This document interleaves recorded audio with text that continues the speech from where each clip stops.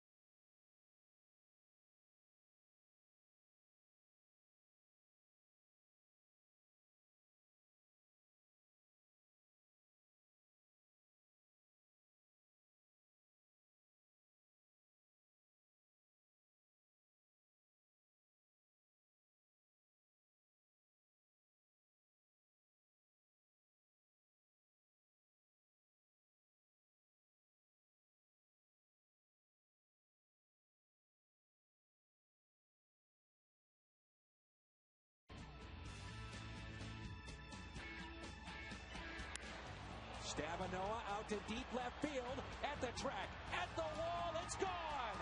And the Cardinals have a lead of 2-1. Freeze. Right field. Worth, he won't get it. And this ball is off the wall. 2 runs at least will score. Here comes Holiday. Throw to the plate, not in time, and David Freeze makes him pay. The 1-2 pitch. Swing and a miss. Franklin comes in and gets the final 2 with a strikeout. And the Cardinals hold on for the 6-3 win in Game 1 of this 4-game series against the Phillies.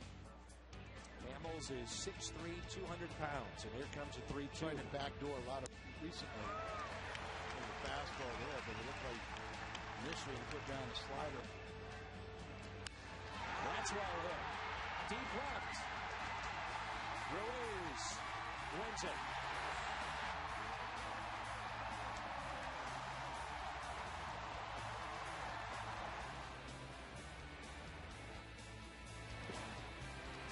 Swing and a miss by Holiday. He strikes out.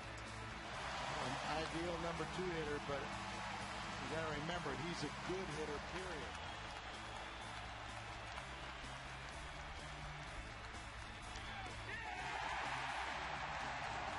Strikes him out with the bases loaded.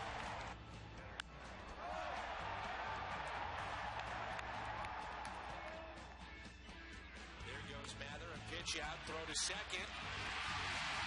Save! Oh, what a slide! An unbelievable slide from Joe Mather. Brendan Ryan gloves, throws. Oh, what a play! Brendan Ryan. Erasmus lines it into left field for a base hit. Runner being waved home. The throw from Millings. And out! Jaramillo went out to get it. The home plate umpire Foster called him out. Ludwig disagrees. A lot of these Pirates have been banging the ball around very nicely in recent days. They swept the Cubs here before the Cardinals came in. That is a strikeout. So it was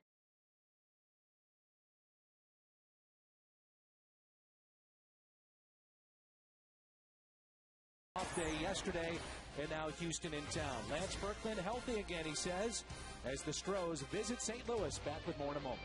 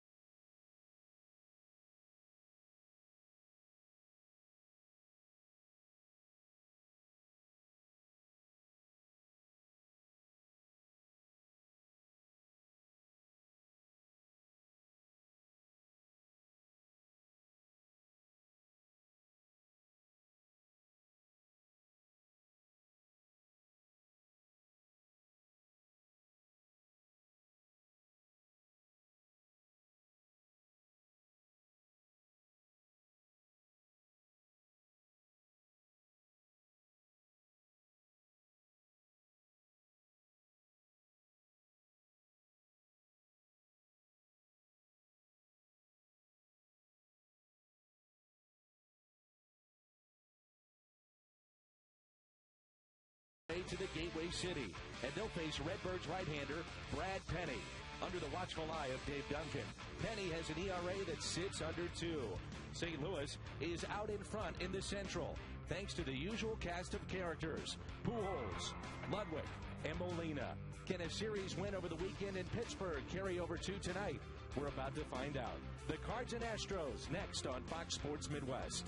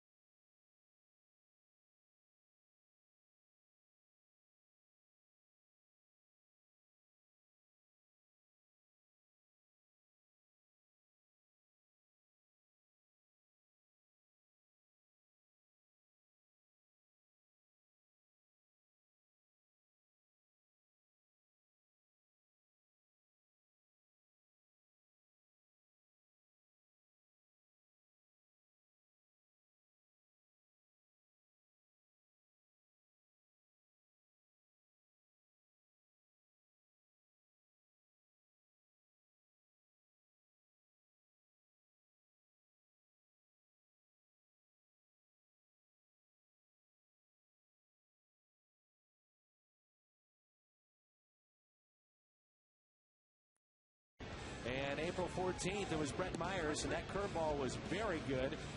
And really, we had a pitcher's duel in that ball game, Al. Well, they both started out a little slow. 2 runs. The Cardinals got in the first inning. Brad Penny gave up 1. It was an unearned run.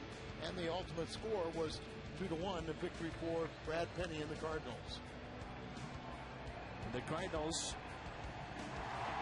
took 2 of 3 in that series, and Houston picked up their first win of the year after a long losing streak. They've had a couple of those this season. They've struggled at 10 and 21.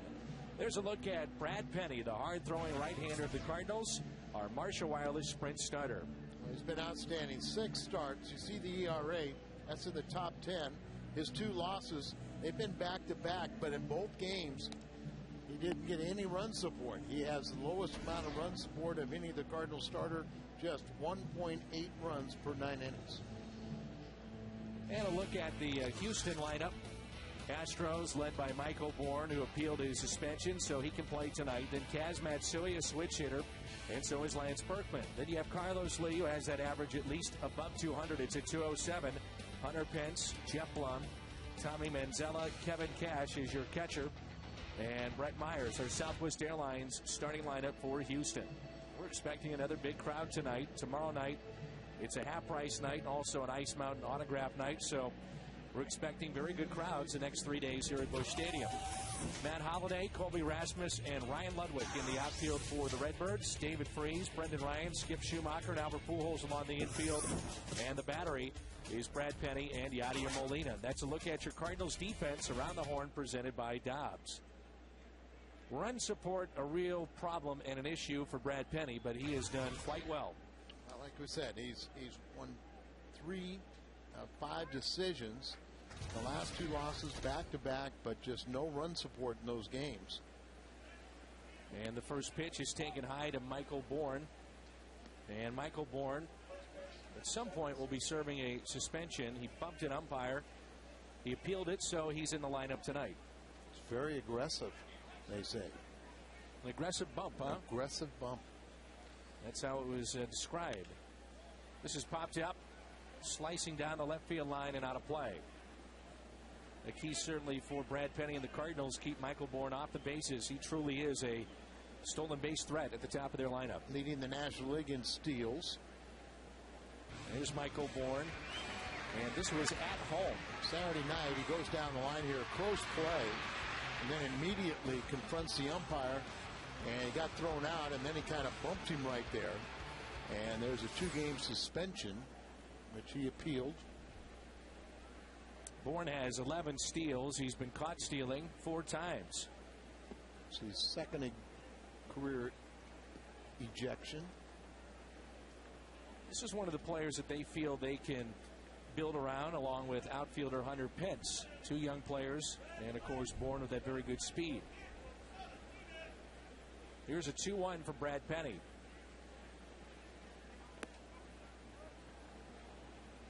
This is a little high and away. Outfield very shallow and straight away for Michael Bourne, and the third baseman David Freese is in a few steps on the grass at third. Penny's fallen behind the count 3-1, but that is one of his strengths, is allowing very few walks.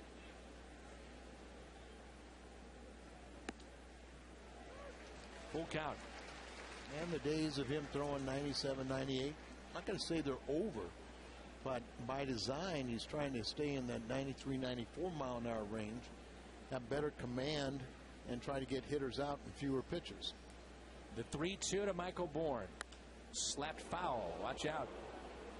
Right over that Houston dugout.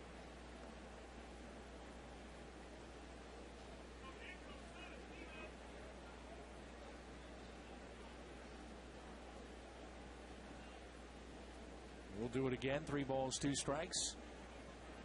Just underway here at Busch Stadium on a gorgeous night.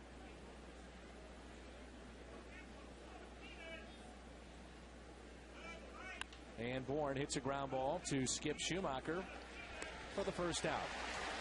So after falling behind 3-1, Penny gets the out. Keep track of it. One of the things that Brad is trying to do is pitch no more than 15 pitches per inning. I know where you got that, Al.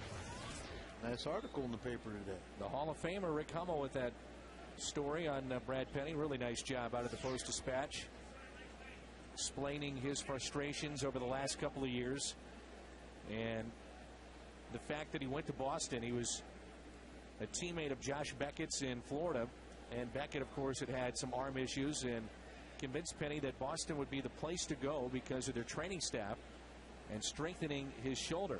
And that particular trainer told him that year 2 of this program, you're going to feel sensational, and Penny said he was right.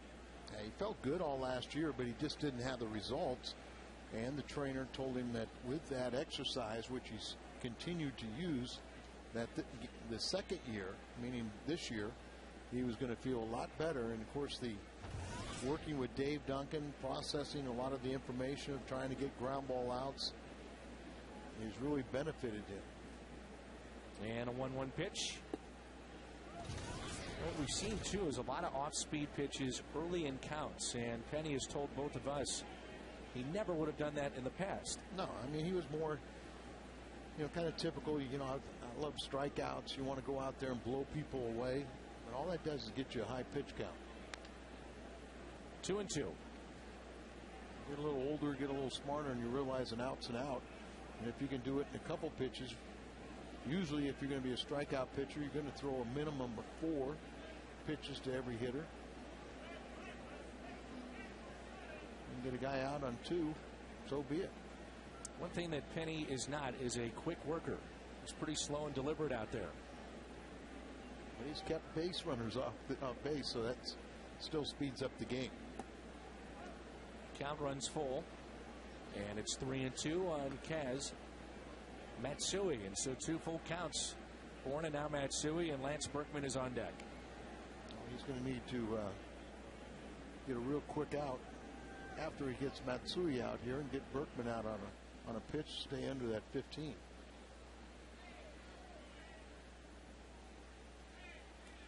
And he hit Matsui. And that also caught Molina. Tony La Russa is up that second step, taking a look at Molina. Let's see where it caught him. Well, the deflection off the back elbow Bourne to the bare hand of Molina. And Barry Weinberg, the Cardinals trainer, out.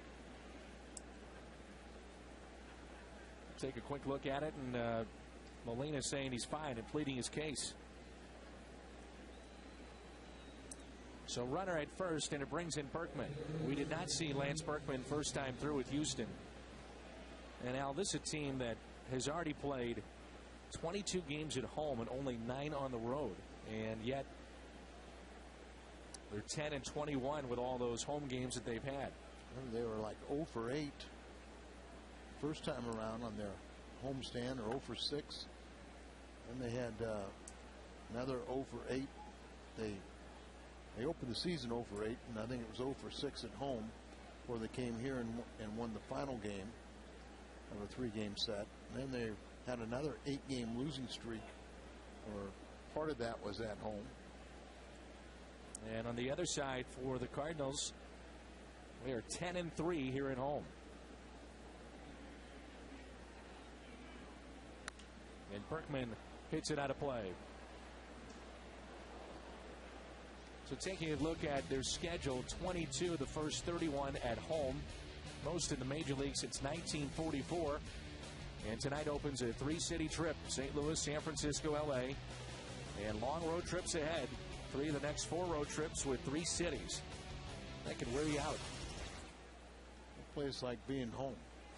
Of course, we're wishing we could have this one a lot longer homestand. It's just 3 games, but the silver lining is we only go to 3 over the weekend for Cincy before coming home.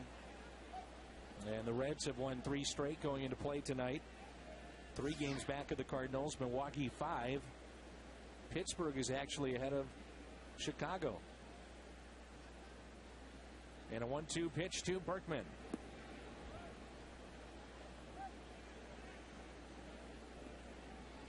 It's not used to seeing Berkman hitting under 200. What's going to be interesting, too, is to see this club and what they're going to look like at the end of this year, or even this time next year, with Berkman, Oswalt.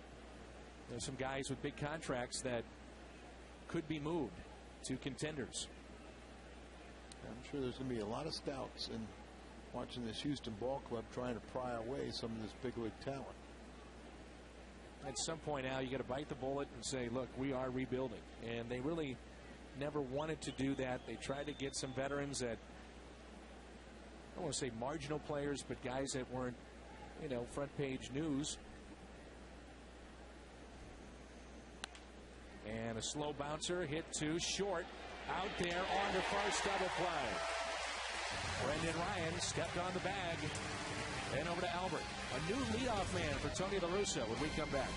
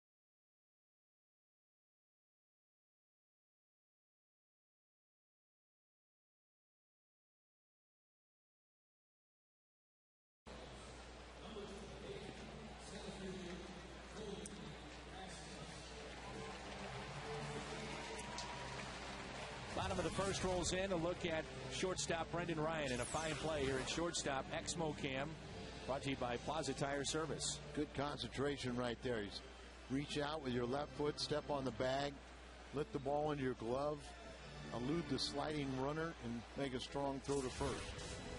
Brendan might have his troubles offensively, but he's been playing very well with a glove. And the Cardinals have a new leadoff man. Here is Colby Rasmus. And they drop Schumacher down to the 7th spot in the lineup. And the pitcher, not batting 8th tonight, Brad Penny, is in that 9th spot.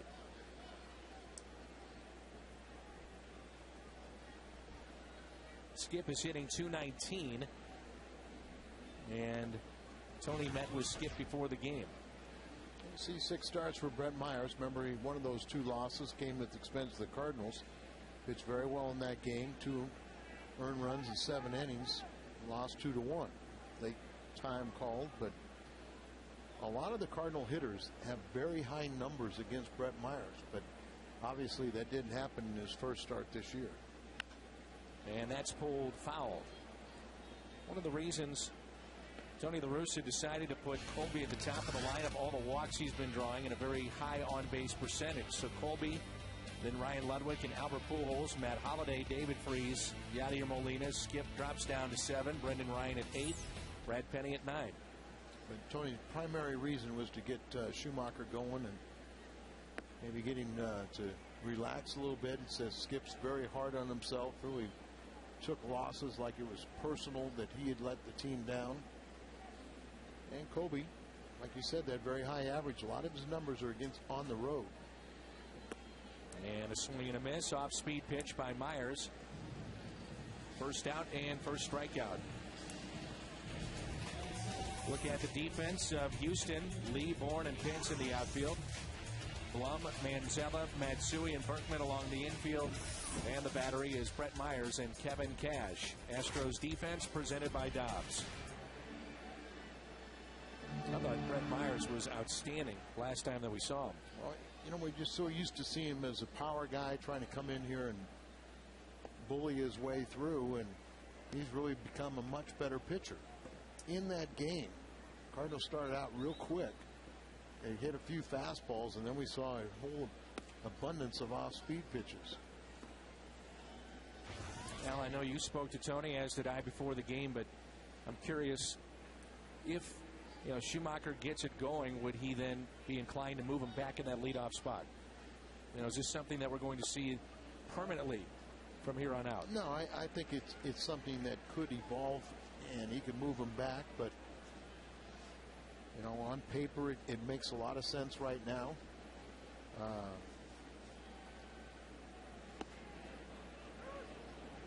Colby is 0 for 6 off of Myers, but he's had the high on-base percentage. And look at the numbers that Ludwig's had. Luddy's is the highest, but there's a lot of guys that have done a lot of damage against Brett. Well, now walking, it brings in Pujols. Pujols took about an hour and a half of batting practice here at the ballpark before anybody was here. Average at .314. 7 home runs. He's driven in 25.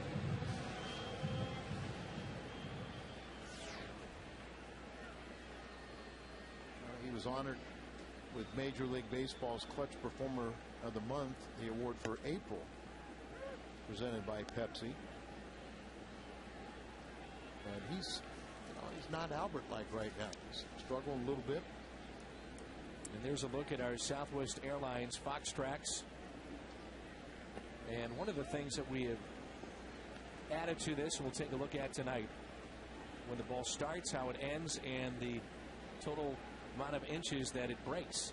So you just saw that off-speed pitch at 9 inches. That catches the corner. Pretty much a slider speed at 85 when it leaves his hand, and 77 when it stops registering. And we're told that's out in front of the plate a little bit, so a bat swing would not interfere. Doesn't have to break a whole lot to be an effective pitch. Here's a 1-2. And Holiday on deck. 2 balls, 2 strikes. And Albert said he's not being Albert-like. Coming off a 2 for 11 series in Pittsburgh. That's about 200 points below his career average in the Steel City. And he had a road trip where he only hit 222. The 2-2. Pulled foul. Now, Myers was a guy, as you mentioned before, Al, was, especially when he first came up, really a hard thrower. Mid-90s. At times he could get up to 97, 98. They even used him as a closer for a while at Philly. I think his personality, he was an amateur boxer until age 13, and that's kind of how he came up with that type of tough guy, mentality, and you can understand why they made him a closer. Spoken like a true tough guy in his own mind. Okay, he was acting like Jim Hayes.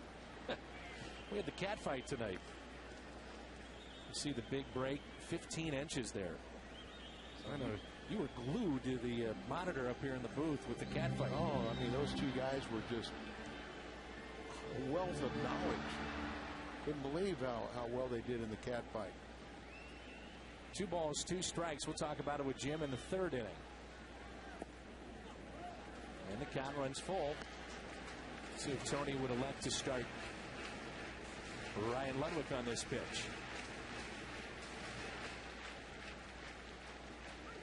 There's a big hole to the right side of the infield with Berkman holding and Matsui near the bag at second. 3-2 pitch, runner goes, and it's pulled foul. You normally think you would always send that runner on a 3-2 pitch with Albert with his great batting eye and judgment of the strike zone. He is striking out more frequently this year, but he's still, 21 strikeouts, 21 balls. Or excuse me, base on balls among the league leaders. 3-2. Base hit off the glove of Matsui. Into right center field. Ludwig winds up at 3rd.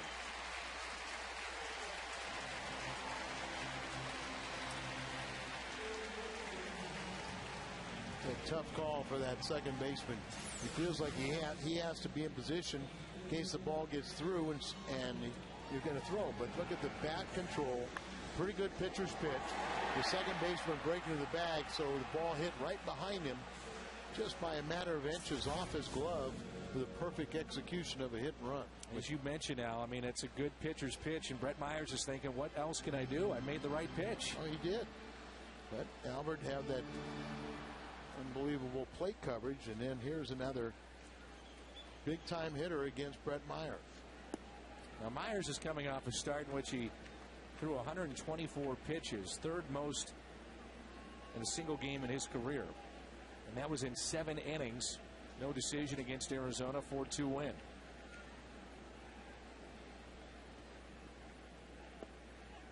The Cardinals scored 2 runs in the 1st inning. The game on April 14th off of Myers.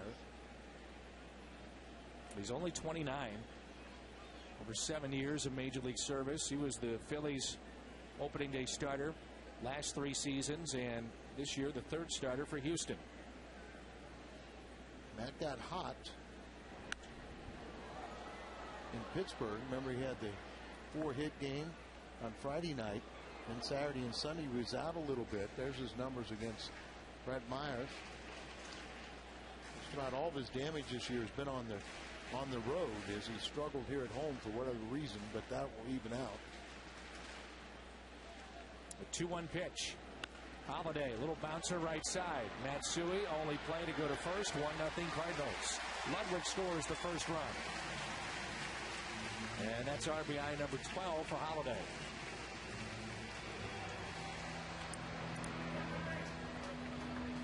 Take a look at Fox Tracks. And this is presented again by Southwest Airlines. Good RBI guys can find ways without a base hit. Little slider out there. Inside out stroke, just pushed it to the right side. They couldn't get the double play. So Albert's at second base for Freeze, an RBI man, and Cardinals take the 1-0 lead. Freeze, with runners in scoring position, 2 outs, has been tremendous this year. Overall, he's batting .320, 3 home runs, and 20 driven in. David did not start the game against Brett Myers. Al, as you know, this is a game of adjustments, and at some point you'd figure there'd be a book out on David Freese, and he'll have to make that adjustment. But so far, he has just been tremendous. And you see the last homestand, 462. He's 476 on the year at home. Well, the one thing about him, and the reason why you're not so concerned about that upcoming book, is because his power is to the opposite field. You know, there can be times he'll turn on an inside pitch, but for the most part, he's up the middle to the opposite field, and that's tougher to, you know, to try and pitch around a guy like that, or to try and find that that comfort zone, find the weakness. If anything, you come inside. And we've seen him at times turn on those pitches. Absolutely. 3-1 with Pujols at second. Fouled back.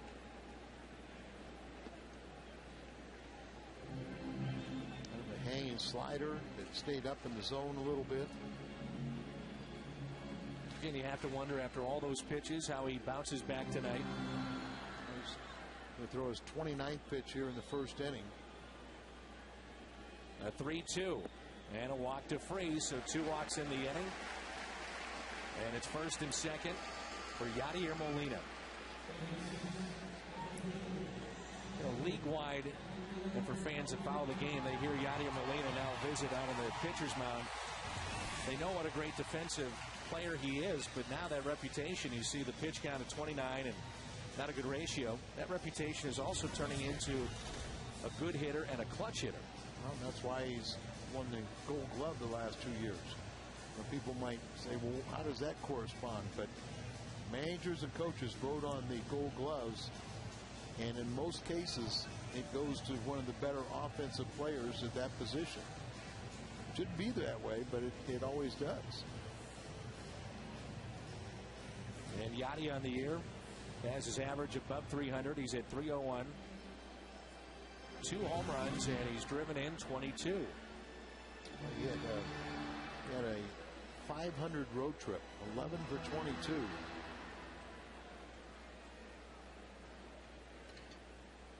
Runners at first and second with 2 outs. RBI by Matt Holliday has made it 1-0 here in the first. And a broken bat grounder to Kaz Matsui. Molina is retired. The Cardinals strand 2, but score the first run of the ball game. 1-0 lead for Brad Penny and the Cards.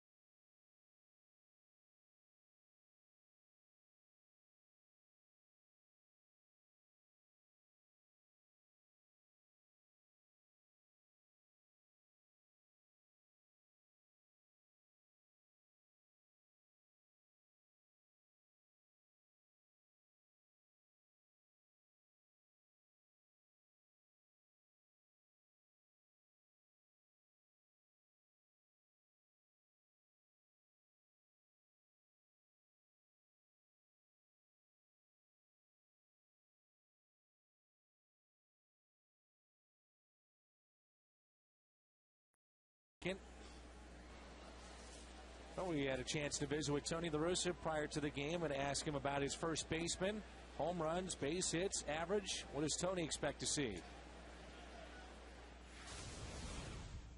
Guy hits 330, 340, and he hits 50 home runs. You know how many base hits he gets at They were clutch. I mean, it's really, I've got such a raw nerve about that emphasis on home runs. If a guy doesn't hit home runs, then he's not doing his job. If a guy hits 300, then he's really helping your offense. And Albert Hill is a 300 hitter who once in a while hits home run. And Pujols with another clutch base hit, if you will, in the first inning. Well, he's about a 330 hitter in his career, but let's give him his credit, right? Yeah, and for not being a home run hitter in the first 10 years, he's hit more home runs than anybody else in the first 10 years of their career. And this is the 10th year and counting. And a little chopper slowly hit Brendan Ryan. And Carlos Lee retired.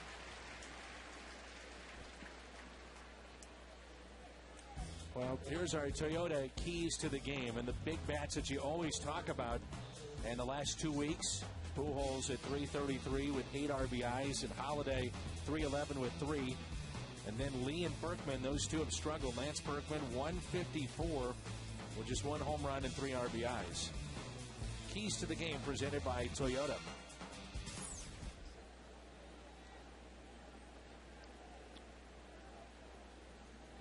Here is Hunter Pence. The Astros are even more dependent on their big two than the Cardinals are. No doubt. Now, Hunter Pence, here's another guy that, as you said, they kind of build around he and Michael Bourne, but his numbers are way down also. All-star last year, hitting .231. Now, if you go back to watching Pence last season and the first series this year, it has just been breaking ball after breaking ball. We sound like a broken record, but that's how the Cardinals have pitched him, it seems like, every at-bat. Career 348 hitter in May, but you're right, breaking balls, and he's pulling off all of them. Just like that. Yep. 2 strikes now, 1 and 2. Knowledge of the strike zone. You know, you just really, it's tough enough to hit strikes, but when you're expanding your zone, getting yourself out. Of course, that is part of the key to pitching, is establishing in the hitter's mind that you throw strikes, but then throw them off the plate. And the 1-2 pitch. To second, Schumacher there, Pence retired. So 2 outs, and it brings in Jeff Blum, switch hitter. Not sure, did Penny get a piece of that, Al? It kind of looked like it changed direction or slowed up a little bit, but Brad knew what he wanted to throw there. As Molina wanted fastballs in or away, and Brad shook him off both times and went with the slider and got the out pitch. And here's Blum, who's hitting quite well at 327, no homers, 6 RBIs. Remember, he was at first base when Berkman was out. You throw that pitch right there at 94 miles an hour, and if the guy can put it in play, all he's going to do is pound it on the ground. Sure, some of them will go through, but a high percentage of those will be gobbled up by your infielders. 1 ball, 1 strike. Cardinals receiving good news with Felipe Lopez. Expect him to be activated to the roster by the time the Cardinals return home from their visit to Cincinnati. Now, he went to the doctor yesterday to get clearance to start throwing, and as you said, they're already talking about him being added to the roster as early as next week. And last week on the road trip, all he could do was hit from the left side. And he was saying before the game tonight he's almost ready to go, getting strength back in the arm. Yeah, every day he's going to kind of increase his throwing, lengthen out a little bit. Eventually he'll get up to about 150, 175 feet and be ready to go. But he said he's gotten quite the workout just being on the DL. And a 1-2 pitch. Swing and a miss, and a strikeout for Penny. His first of the night. Schumacher, Ryan, Penny coming up.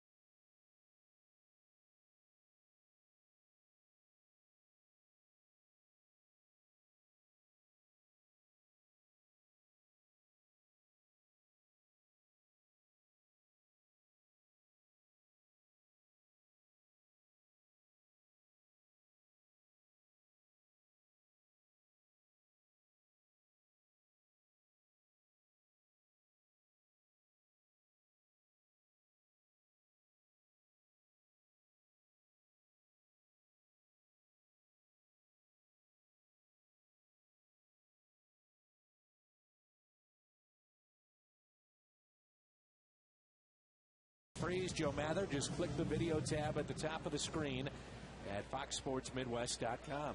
Check out their home movies. Bottom of the second, and here's Schumacher. I'm sure it was not an easy decision for Tony to move down Skip, who plays with so much pride and puts a lot of pressure on himself to do well. And if you're Tony, you're thinking, well, I'm moving him down. I wonder how mentally he's going to handle this.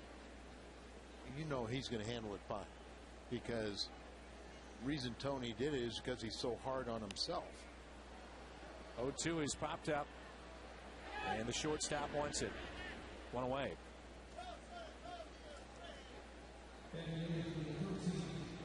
Taking a game from some of Busch Stadium's most popular seats. It's the all-inclusive areas, and you'll get a great view of the game, plus all of your food and drinks included for one great price. Get your all-inclusive tickets at Cardinals.com. Our favorite is the Champions Club, and we're going to have broadcasts from there again this year, right? That's right. Here's Brendan Ryan, moves from the 9 spot to the 8 spot in this lineup. Picked up an RBI on Sunday. We saw in that recap that play that he made in Pittsburgh, one of the best defensive plays we've seen this year.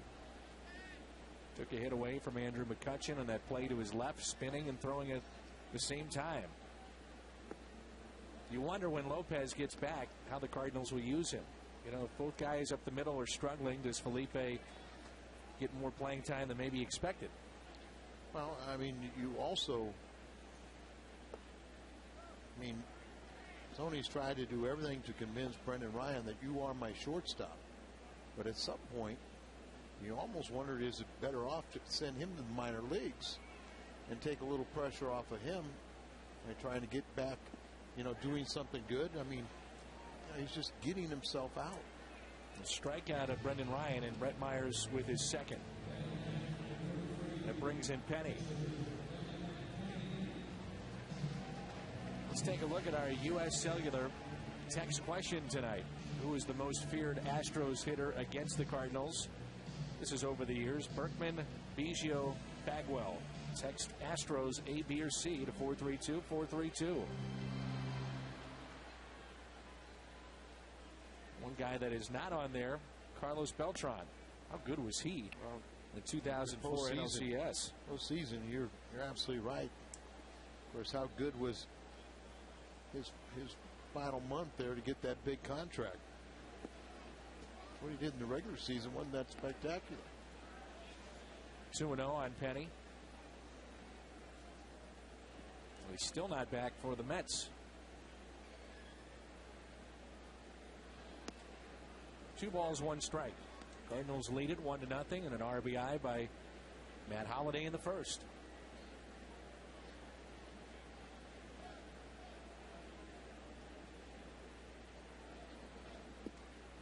Three and 1. As we told you, this is his 13th career start against the Cardinals, his 15th appearance.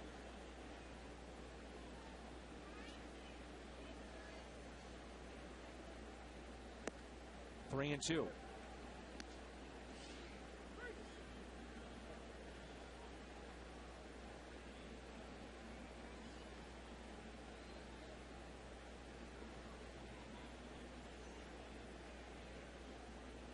And a grounder that's hit to third. Taken there by Blum. Over to Berkman, and Penny retired. After 2, 1-0 St. Louis.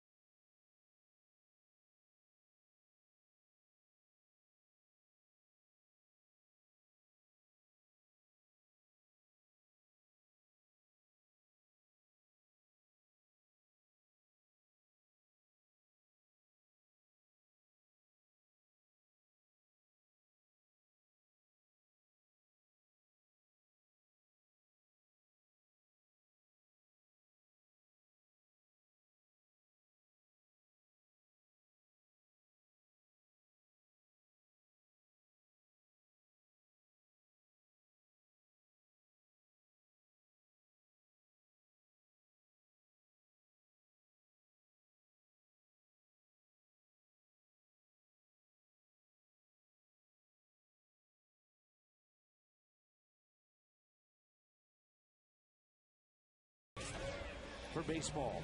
And tomorrow we begin a pregame series featuring schools visited by Doing It Right. And tune in tomorrow to see pictures of Valley Park Elementary School and those kids learning from Joe Cunningham. He's been doing that for years. And Fred Bird, but staying in school, staying healthy, making the right choices about drugs. Watch Doing It Right tomorrow on Toyota Cardinals Live. And my partner has a big hand in that program. You should be commended for it. And you were busy today. I was in Swansea today, but it's all Joe Cunningham. You know, he started that program better than 20 years ago and been recognized nationally for it. It's a great program, and what a great guy. And we're really happy that Joe's back doing it after having hip replacement surgery. Here's Manzella, the shortstop. And Jim Hayes is with us, fresh off the cat fight in the pregame show. Al did not enjoy that. I thought it was the best television I've ever seen. Why, thank you, sir. Ever, Al? Ever. Here's a ground ball, base hit. And you've seen tremendous movies and shows over the years, and this was the best you've ever seen. Never seen. Well, thank you. I do those two appreciate contestants were unbelievable. If I could be serious for a minute, I've seen Al talk to the kids on a couple of occasions, and I commend you for your work, because I will say you really command the room. That's true. Well, thank you. But the kids are riveted. The message is good, and you do a good job with it. And that is not a shot. It's a free program, right? It's free to the elementary schools. Just contact Jessica through Cardinals Care and find out how you get it done. The message is good. Yeah, the message There's a is little great. humor, but I will say I think there's a tiny fear element there. Like, this guy might be a little crazy. I'm listening to him. They listen to me until Fred Bird shows up. That's true. And then he makes fun of me. Here's Kevin Cash in a 1-0 pitch. Late on that swing. Well, Jim, we were just talking about Felipe Lopez, and he's feeling pretty good. So much so that he says possibly by next Monday, when the Cardinals get back off a 3-game road trip to Cincinnati, he could be in the lineup and ready to roll. I talked to him, and I sense he would love to be out there tomorrow if he could, but they're telling him be patient and make sure you're healthy. He's on a throwing program. You guys talked about that. The distance is increasing with every day. After doing his first throws today, he said he felt great. He's swinging the bat right-handed, which is a good sign, and Tony La Russa says they're targeting the next homestand, if not sooner. I was going to say that, initially when we heard he wasn't going to pick up a ball for 2 weeks, we were thinking a month minimum. And now it could be inside of 3. And he has said that pitching stint that he had was not the reason why his arm was hurt. Aggravated. It was hurt before then. But I'm sure he'll be with us on the road trip at least to work out, as he was on this previous one through Philly and Pittsburgh. Ball and 2 strikes on Kevin Cash, and then you have Myers on deck. Could be 2. Freeze. Out at second, on to first, double play. Seen more of that this year from Brad Penny, those ground balls, and another double play started by David Freeze. Well, that's the whole point about not trying to max out your velocity by changing speeds, trying to get hitters to go up there and get an off-speed pitch and just be out in front a little bit, get that ground ball, and a pitcher's best friend. Plaza Tire Service, Exmo Cam, and now here's Myers. And that pitch is a strike. When you see Brad Penny and Carpenter and Wainwright, the rest of the starting rotation, it looks like Penny's been part of this group for a long, long time. I asked Carpenter about that today, and he said he fit right in, did Penny. And he said what you may not know is that's the funniest guy on the pitching staff, Brad Penny. Doesn't share that with a lot of folks, but Carpenter says he really keeps things loose out there. I had a player tell me over the weekend he's the funniest guy on the team, period. Not just the pitching staff, but they think he's absolutely hysterical and a guy that, and you're right, Jim, he's fit right in with this club, the 0-2. You know what's amazing, Al, and I'm sure this not surprises you because we've seen it over the last few years, but, you know, these guys, when Jaime Garcia or Adam Wainwright is out there doing his bullpen between starts, all the starters go out there and watch. I think it's great, and I think it's very important. They feed off each other. They help each other. they learn from each other. I mean, you can listen to what Dave Duncan and Marty Mason tell Wainwright, and if you're Brad Penny, you might be able to pick up something. You know, everybody's heard the same message 1,000 times, but somebody might deliver it a different way, where all of a sudden their terminology clicks with you. But the one thing about why Penny's fit in so well is because, one, they respected him. They know he's got a lot of talent, and that he's come out here and he's shown that he can pitch with them. So all of a sudden, you know, everybody says, hey, he's one of us. And, you know, and he's adapted to Dave Duncan's philosophy. He really has embraced it, and he's a much better pitcher than he has been in the past. The 2-2 pitch to Myers. Ground ball hit to Brendan, and an error.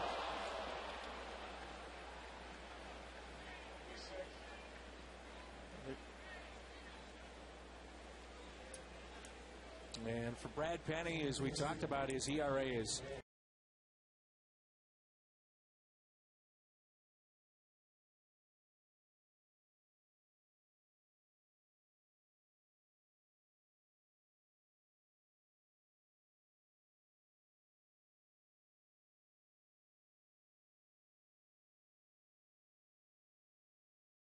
game he had against the Astros.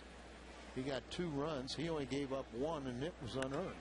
And there's a liner into center, base hit. So the error by Brendan Ryan extends the inning to Bourne, and he's 1 for 2. Now, it looked like that ball had a little bad hop right as it got to Brendan Ryan. And Brad Penny, being the pitcher he is, and you know, looked back at Brendan and said, hey, don't worry about it. We'll take care of it. He let Bourne slip away. Watch this ball right here. See, it came up on him ever so slightly. You always want your glove down, and then you can adjust to the ball up. If you have your glove about calf high, then you're going to get some that come up. You're going to have more that'll go down on you, submarine on you, and get underneath your glove. Something that Jose Oquendo, Joe Patini, they're out here early with those infielders. A couple times a week they're out well before BP here at the ballpark. 2 balls, no strikes on Matsui. Now they make it fun. You've got to have certain drills that are fun. And when they take that, you know, that infield, and it's usually before every batting practice, you'll see Molina out there taking, you know, ground balls at third or sometimes at first. They'll be at different places. Sometimes you get some of the outfielders come in and just be part of that fun process. 2-1. Jason LaRue is at second base today. Yeah, I mean, they're, you know, but for Jason LaRue, that's part of his conditioning. He needs that. Runners at first and second. 2 outs. 1-0 Cardinals here in the third.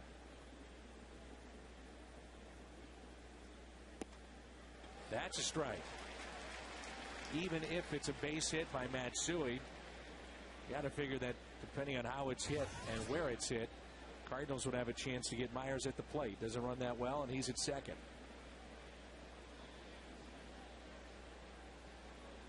And Brad Penny wants to keep a ground ball in the infield. 2-2. Ooh, just missed. I think we'll see on Fox Tracks, brought to you by Southwest. It's just a little bit off the plate. And it is. So 3-2. Runners off with this pitch from first and second.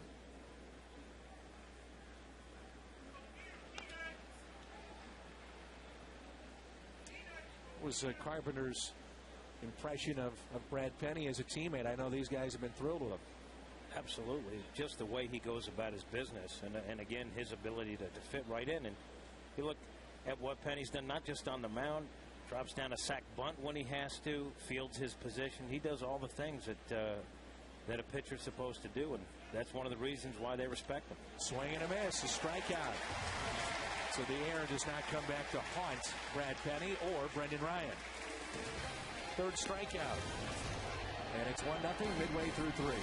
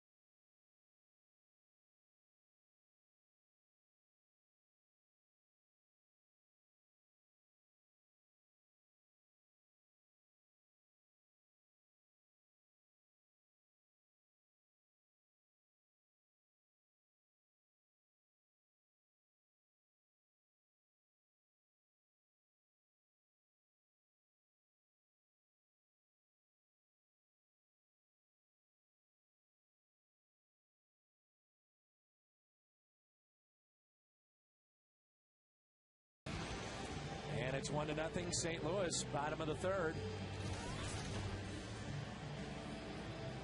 Sign up now for the Fox Sports Midwest Coleman Race for the Cure Team.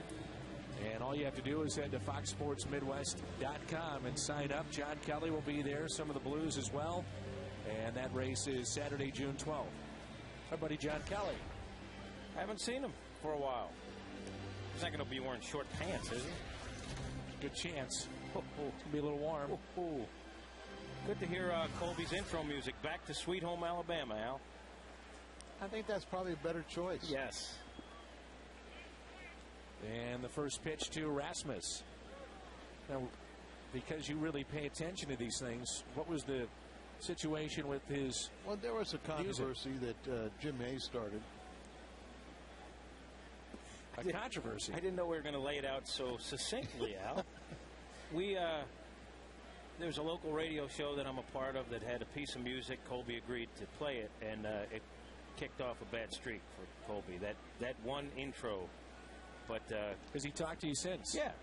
Everything's good? Everything's good. All right, good. Jim, you're part of a very popular morning radio show here in St. Louis. Or so I've been told. Very, very unpopular are two words I wouldn't use. Very something. How about that? I wouldn't combine them. So you've heard the same spiel I have. We like to give you a little trouble. No, I hadn't noticed. 3-1 pitch. And a high fly ball into right. Hunter Pence under it to make the catch. And in all seriousness, you guys do a great job on that program. Thank you. Voting is now open for the All-Star game in Anaheim. It's already here. And help send your favorite Cardinals players to this year's All-Star game by voting up to 25 times. Vote early, vote often, vote today at Cardinals.com. You know, Colby asked me before he agreed to play, should I do it? And I was like, why not? And then I watched him go 0 for 1, 0 for, it was 0 for 12. And today when I spoke to him, because it was my first chance to see him, he said, you know, I went 0 for 12. And I was like, yeah, painfully, I suffered through every one of those at-bats. I was aware of it. The pressure was on you. I felt that way. I bet. He didn't hold it against me, and thankfully he's back on track. That's not what he told me. Al, you're just stirring it up, my friend. Again. Ludwig has scored the only run tonight. Out to visit Kevin Cash. Pujols on deck, and it's 2 balls, no strikes here on Ryan Ludwig.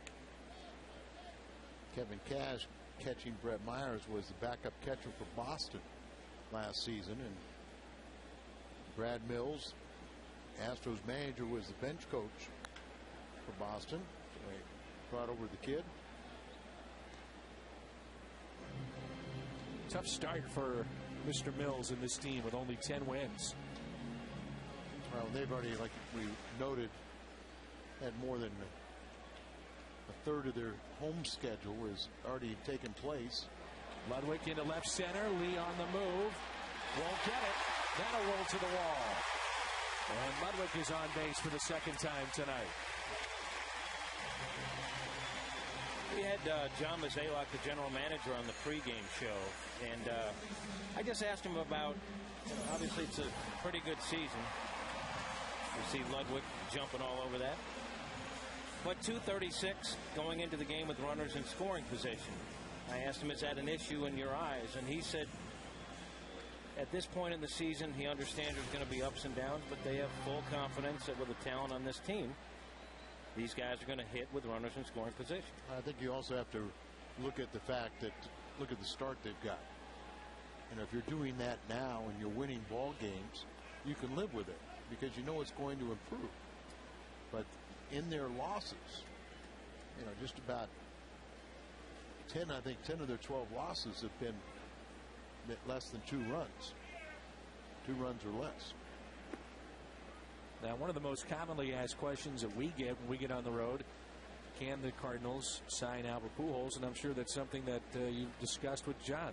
Yeah, John said that they've agreed, the Cardinals and Albert, not to talk about it, although you have to believe at some point later on as the season progresses, if both top sides feel comfortable addressing the issue, then maybe they start some preliminary communication. But the official position is we're going to wait so it's not a distraction during the season. 2-1. They count on Pujols. And there's a little base hit, possibly left side. Yes, it is. Throw to first, not in time. And Pujols is limping. Yeah, he tried to stretch out there at the end. That's how you pull a hamstring or quad, something in the legs. You can see how quickly they are to, Albert is very intelligent and aware of his legs and potential problems. Manzella got up thinking that he had no shot. And then all of a sudden, he realized he did. You see, he started running right at the end. Then he tried to turn it on and jump for the bag. And he says he's okay. Roll an ankle, or sometimes you feel it initially, but then as you take a few more steps, jumping for the bag there, you can roll your ankle over, you get the bag in the middle of your instep, turn it over a little bit, or you jar your heel. And Holiday hits it into center. Bourne can't see it. Doesn't see it. Still doesn't see it. It drops. And everybody's safe. Wow.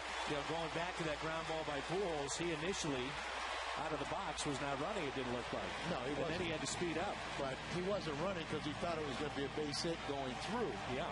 And then when he saw the shortstop stop it, and this time of night, the lights really have not taken effect, so the Cardinals catch a huge break. Look at Holiday slams the bat down, but right away Michael Bourne could have done a little better job of saying he didn't see it. He's got his arms out like that, but he could have put them up higher and told everybody else that he does not see it. But that's why at this time of night, all the infielders really have to assume, that nobody's going to see the ball and really go out there on all fly balls, even to shallow center field, that you've got to go out there and be ready if that outfielder can't see it. He looked like he was crying for help. Put your arms up higher, And here's Freeze, and quickly, 0-2, bases loaded. It was a double by Ludwig into left center. Pujols, the infield hit, just beat it out. And Holiday, the gift, the single. Will Myers make an 0-2 mistake? He does. Base hit on the right. He'll hold up Pujols. He'll run right through it. Now he's got to hurry up and get back to third, and he will. Go back, Albert.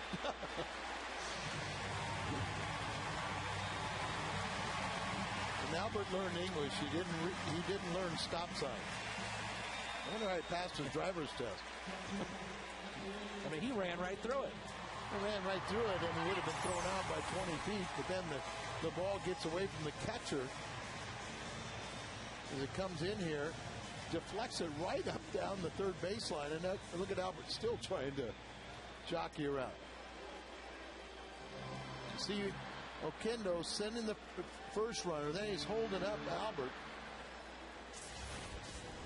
Didn't look like the legs bothering him, though. No. So the 0-2 mistake, and now here's Molina. David Freese with the RBI, is 21st. He comes up with some opportunities, doesn't he? Sure does. And more times than not, he's delivered. Yeah, he's shown that ability that he answers the call, and it's that ability to go to the opposite field. Doesn't hit well, but effective. Looked like an 0-2. The catcher wanted it in, and it looked like a little slider out over the middle of the plate. So bases loaded, 2 balls, no strikes on Yadier Molina. Does have a grand slam. That was on opening day, and he's 4 for 5 in this spot this year. Remember, Hunter Pence out there in right field has one of the best throwing arms in the league.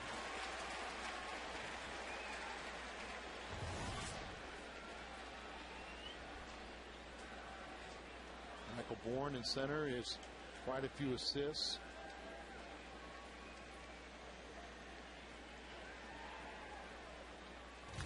Bring it on a swing that is popped foul. And Carlos Lee, you're going to run on all day. Month of May, it's been very good for Molina. We've seen Tony turn guys loose on 3-0 more this year, it seems like, than at any other previous year. I don't think it's so much turning them loose. I think it's just giving them the green light and then asking them to be disciplined enough to pick a pitch they can drive. 3-2. Molina thought he had a pitch there that he could have done something with it. Myers is saying, I need a ground ball, double play. Molina trying to drive in a couple at least. Isn't that the truth? You get a ground ball off of his bat, and there's almost no way if it stays in the infield they can't get to. See Pujols, he keeps shaking his left leg, even when we haven't had a camera on him and watching. 3-2. This could be 2. Out at second, on to first, and a double play. 6-4-3 off the bat of Yadier Molina. We play 3, and the Cardinals add to their lead 2-0.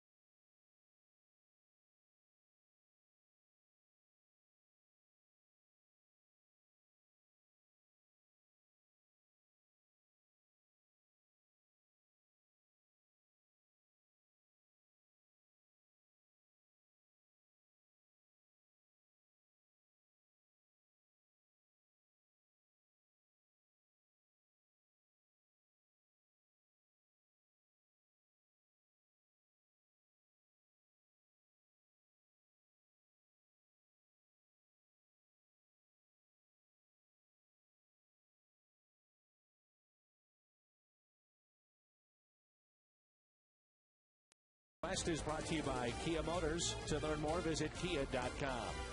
And right now, Jack in the Box is offering a variety of menu items and letting people choose any 3 for only $3 plus tax. 2-0 Cardinals.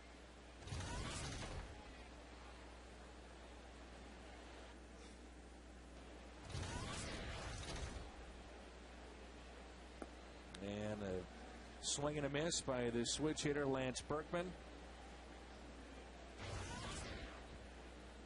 Berkman 0 for 1. Double play back in the first, started by Brendan Ryan.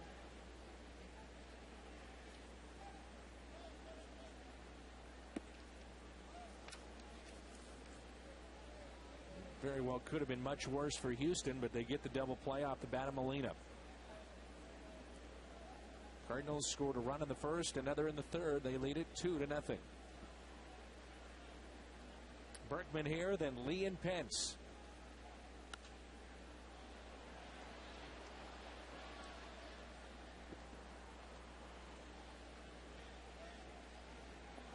Look at these two head-to-head, Albert Pujols and Lance Berkman. Cardinals 72 and 65 in those head-to-head matchups, but look at the home runs even. Look at the RBIs. More RBIs. Well, they always say that Berkman is their answer to Albert. And that's held on to by Molina.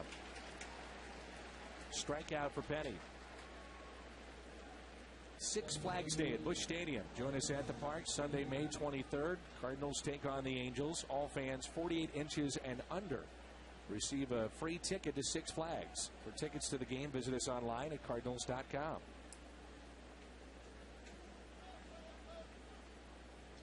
So 3 strikeouts for Penny, and here's Carlos Lee. Grounded out to short.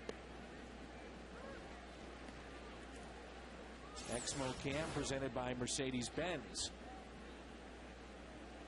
Strikeout here for Brad Penny. Number 3. And boy, Brookman right now, we know he's a terrific hitter, but that bat looks slow.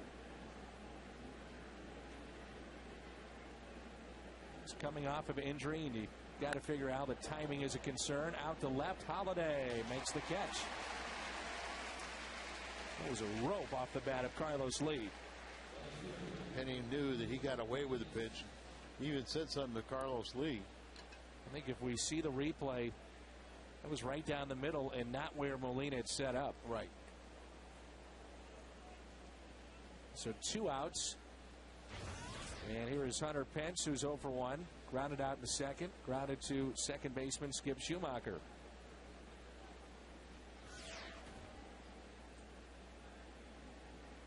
See Penny there barely touching the rubber. And a breaking ball to Hunter Pence.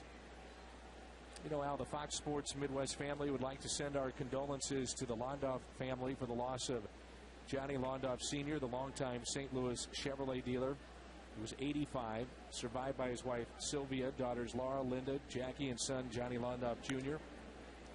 And our condolences to the Londoff family. 1-2-3 inning for Penny.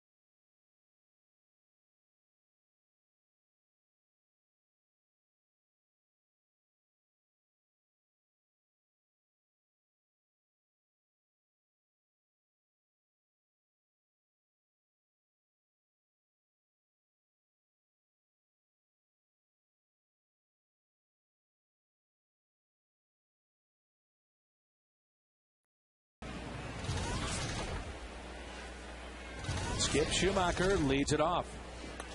And a ground ball up the middle and a base hit.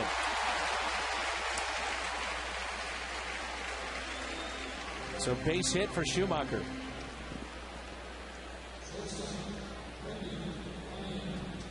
Let's take a look at our AT&T trivia question. When was the last time the Cardinals had more than a 6-game homerless streak? The AT&T trivia question. That's what we're in right now. There you go.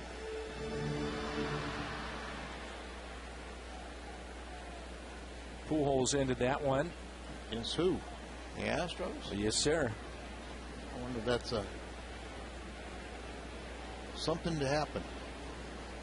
You know how we talked about this the other day. Just trying to do anything with Brendan Ryan. You know, maybe even start the runner, hit and run, force him to swing the bat. Where he knows prior to that pitch, I'm swinging. Well, you take all the responsibility away from him, and you know he's told, okay, I got to swing at this pitch no matter what. Try and hit it behind the runner, and it has been a formula in the past to get a guy going.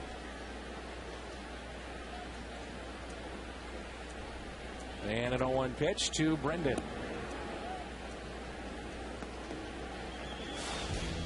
Flashback, and this is when that homerless streak came to a close. A long home run by Pujols. Our thrower, Dan Wheeler, fine reliever back then for the Astros. And Brendan pops it up. Shallow right, and the catch made by Hunter Pence. Hilton St. Louis at the ballpark, the only hotel that gives you home field advantage and an extraordinary Cardinals baseball experience. For reservations and info, call this number 314-421-1776 or visit HiltonSt.Louis.com.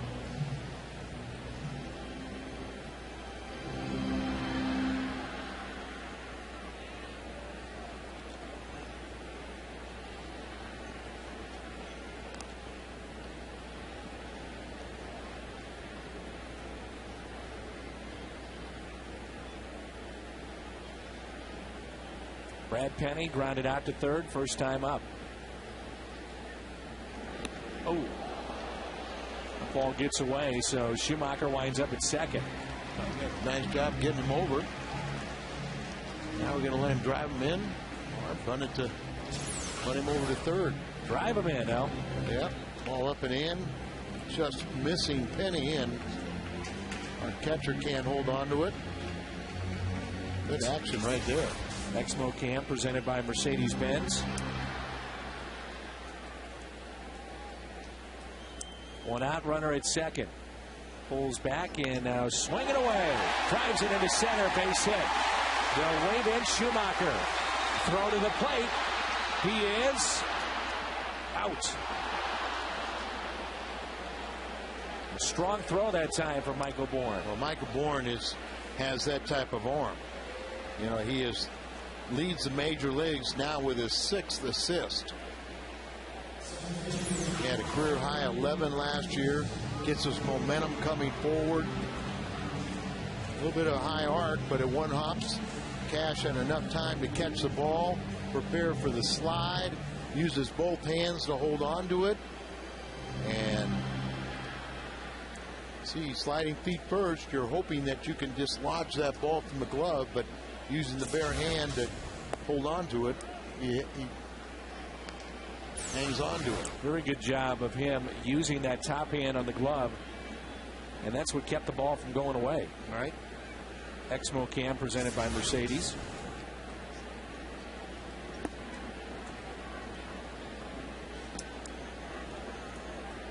Kendo does a great job at third base, but I think that was one of the few times that I'll say that he should have held him up. 1-1 here on Colby Rasmus. That ball was hard hit off the bat of Brad Penny. And you know, we just went over last inning about if you hit it to Bourne or you hit it to Pence, you got to be very careful. They're very strong and have a lot of assists. Colby Rasmus, if you're just joining us, is in the leadoff spot. And they drop down Skip Schumacher to 7. Brendan Ryan at 8 and the pitcher 9.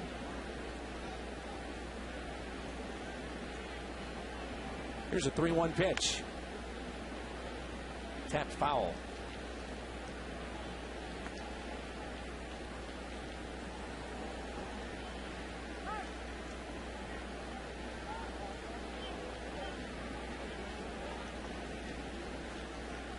Now 3-2.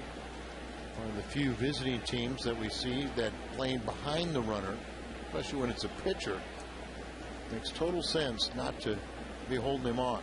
There goes Penny and another foul ball. Feels like a game the Cardinals have dominated, but yet it's only a 2-run lead, and that double play off the bat of Molina was huge for Brett Myers. 7-2 and base hits. Cardinals also have received 2 walks. So 9 base runners, and they're still in the 4th. Colby on a 3-2. Shallow center. Bourne makes the catch. After 4, 2-0 St. Louis.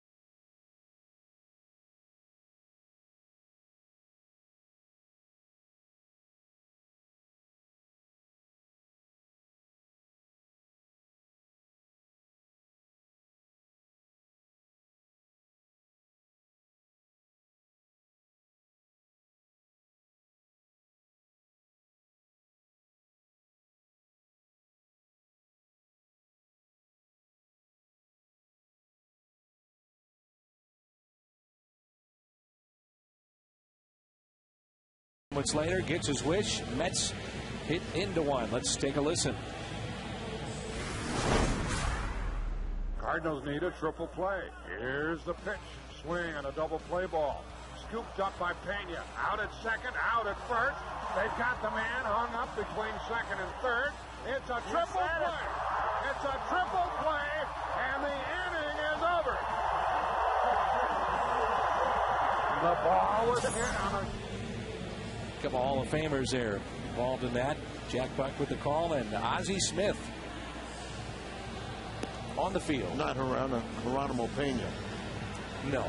Nor Donovan Osborne. Or Donovan Osborne, who was the pitcher. Well, you never get sick of hearing those calls, do you? No. It's nice of the hitters to accommodate Mr. Buck. Amazing how that batter heard it from the radio play-by-play, right? There's the Buck statue outside Busch Stadium. And here is the switch hitter, Jeff Blum. Anybody that grew up here or played for the Cardinals, you always hear about the great stories of Jack Buck. How he personally would help out so many charitable causes. We were talking about him the other night with Jay Randolph in Pittsburgh. It's some great stories. And a base hit into right. So leadoff hit, and in steps Manzella.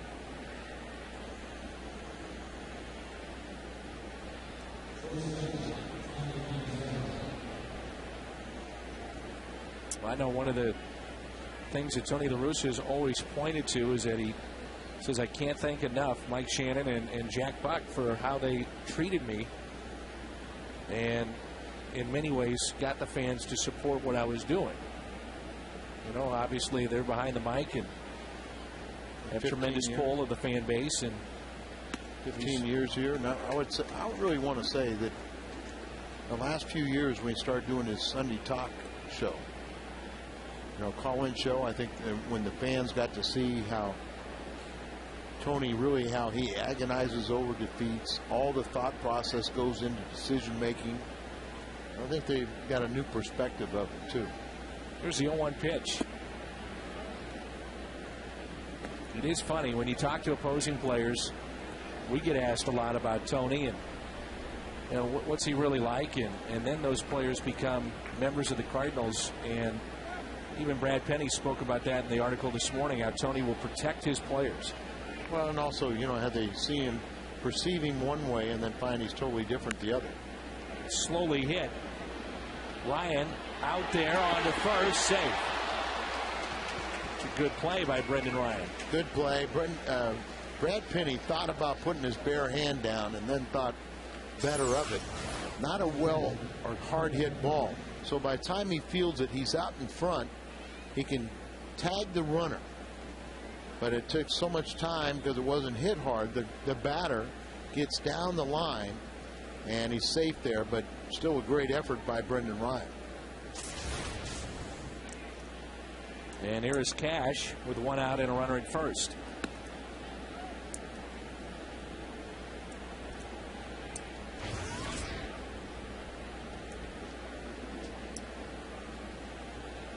Cash bounced into a 5-4-3 double play. First time up. Looking for his first hit this year. Runner goes, throw to second. Goodbye. Not even close. Not even close.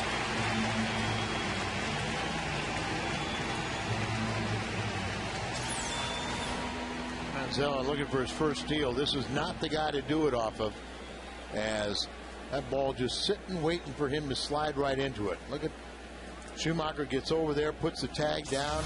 He's a yard out in front of the second base bag, and he slides right into it. And a 1-1 pitch to Cash.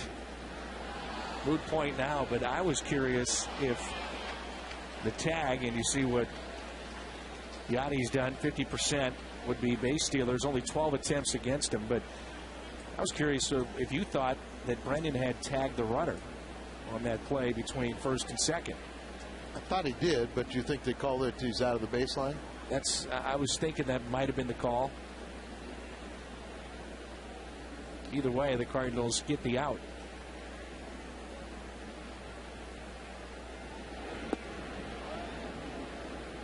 It's about the third time tonight that Penny thought he had strike three and was ready to walk off the mound. 2-2.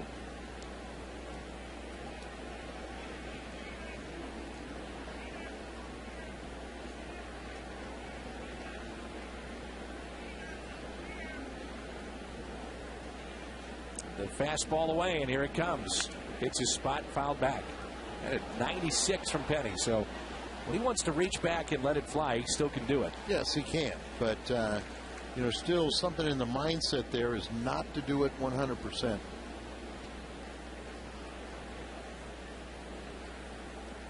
So 2 balls, 2 strikes.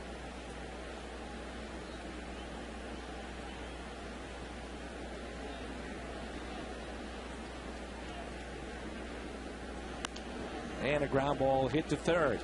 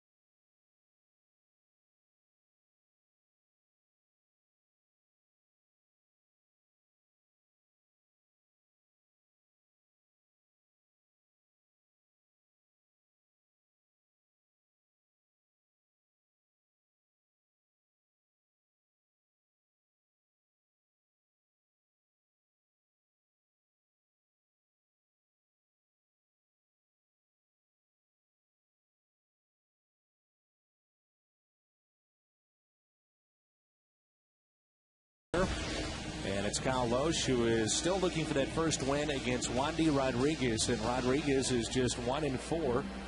The ERA that's close to 5.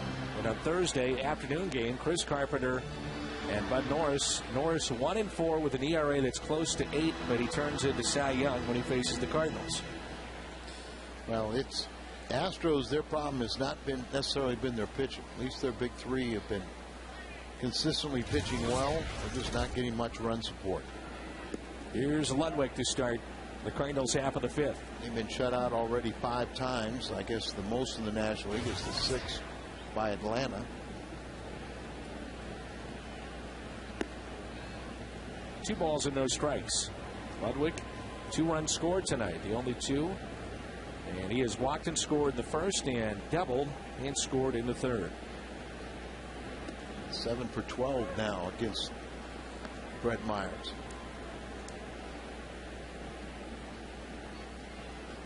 Penny on the extreme edge, but Brett Myers right in the middle. What did you find, Al? Did most guys work in first base, third base, middle of the rubber? Well, a lot of it has to do with where your natural strength is. And, one side of the plate. That's a base hit for Ludwig.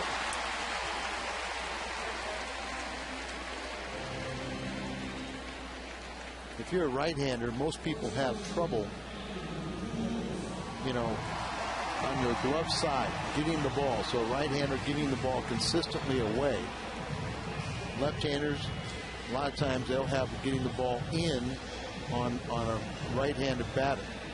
So sometimes a left-hander traditionally pitching one to go up and in to a lefty, they stay on the left side of the rubber. If you want to have, sometimes you change a little bit to go closer to the third base side to get in on the right-handed batter.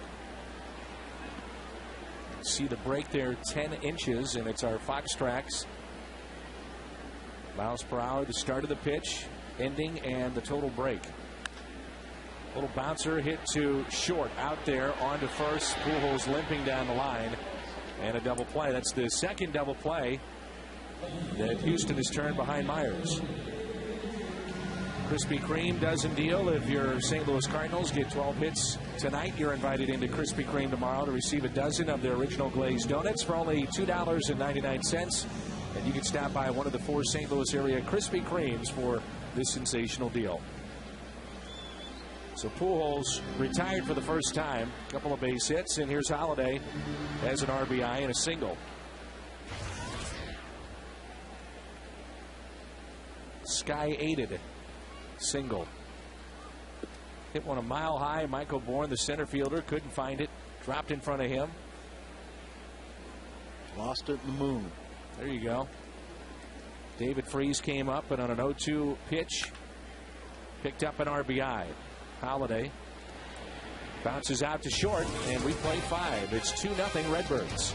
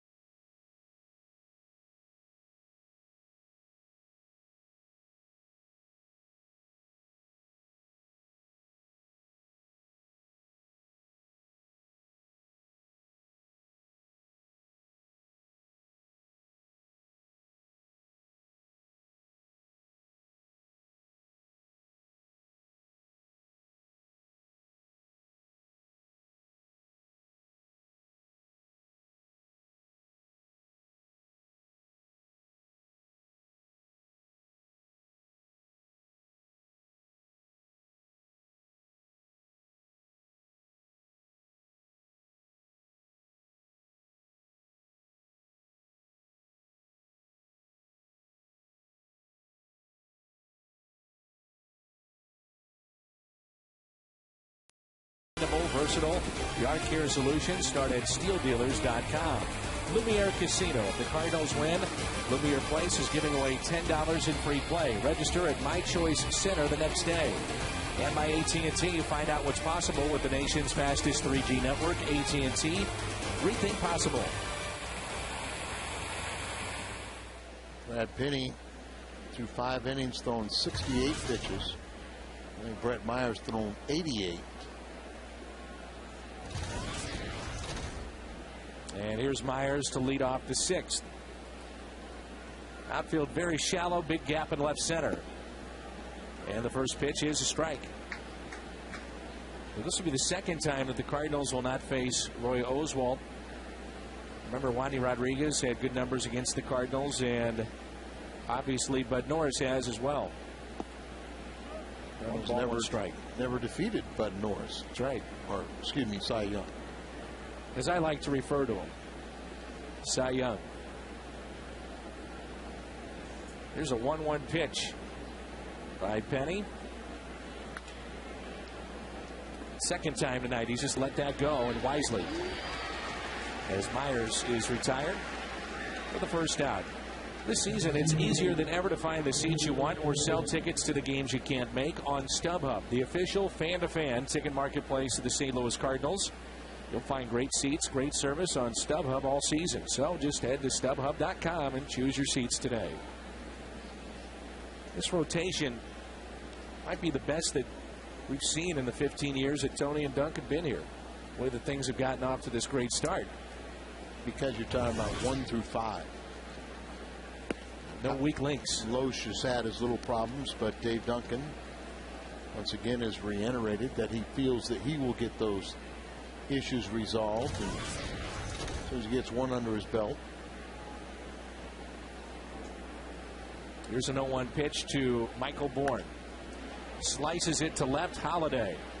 2 outs. You go back to the 2014, and it was Matt Morris and Woody Williams. Jeff Suppan was outstanding. Marquis in 05 and 06. Especially 05. Pretty good pitching. But this, as you mentioned, with the emergence of Jaime Garcia as your technically your 5th starter, it's pretty good. Yeah, I remember Suppan was at his best when he got to postseason. But those guys couldn't really dominate a game like these guys can. I mean, potentially, these guys can go out there and shut down an offense. So if they get any offensive support, they'll win.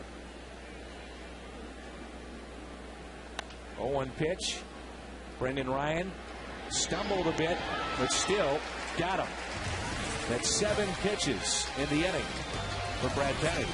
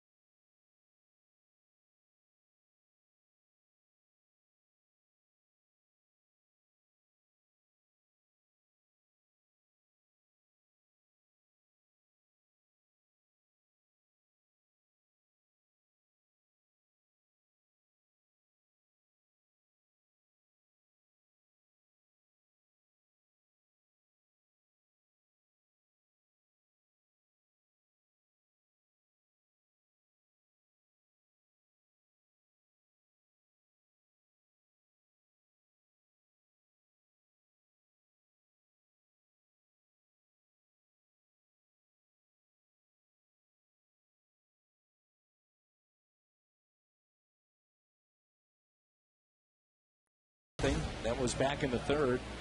Brad Penny, 4th inning, 8 pitches. The 5th, he had 11. And last inning, top half, the 6th, only 7.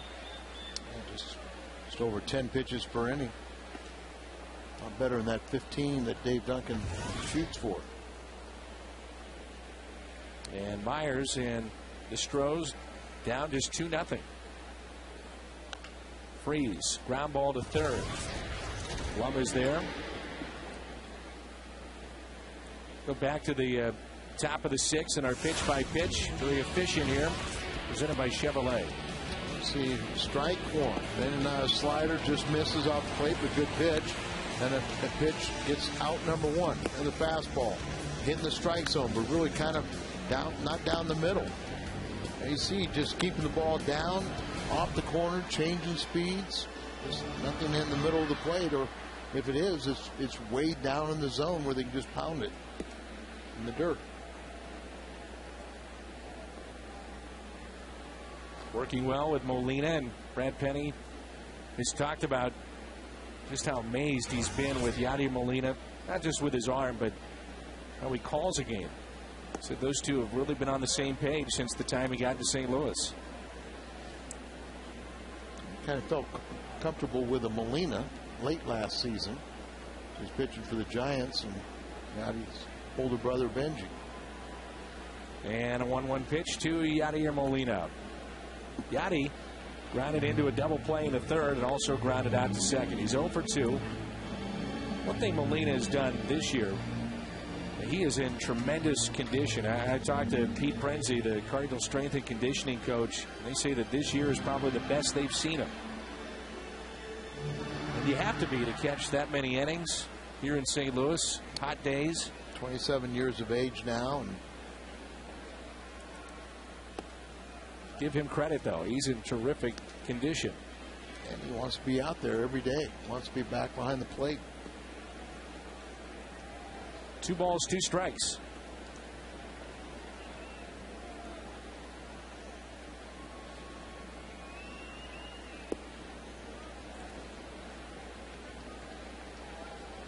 We'll see him kiss the necklace to remember his dad. It's a glove with a ball in it. He'll kiss that as he steps in the box every time to remember and honor his father. Here's a 3-2 pitch. And Molina hits it into center. Bourne calling for it. 2 outs. Let's go back to the U.S. Cellular question in our text poll. Who was the most feared Astros hitter against the Cardinals? And Berkman at 48%. Thank you for your votes. Can't argue with Lance Berkman as we showed you those numbers head-to-head with Pujols. And how about all the RBIs? Got more RBIs than Albert. And 2 outs, nobody on for Schumacher. The other two in that Killer Bees are pretty good. To see how they fall in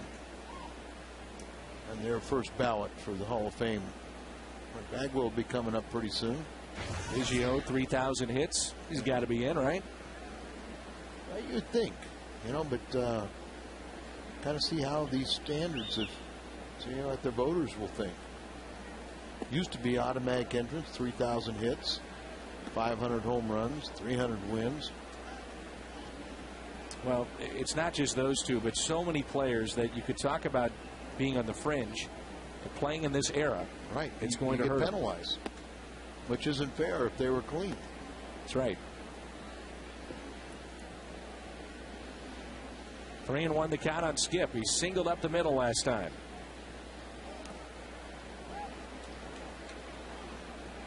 Schumacher was talking before the game. I was visiting with him about this, and he said, I just have not done my job. And I understand why Tony's doing this. I've got to hit better. But there is a track record there where he's been a 300 hitter twice in the big leagues. He strikes out here. Myers with his 3rd K.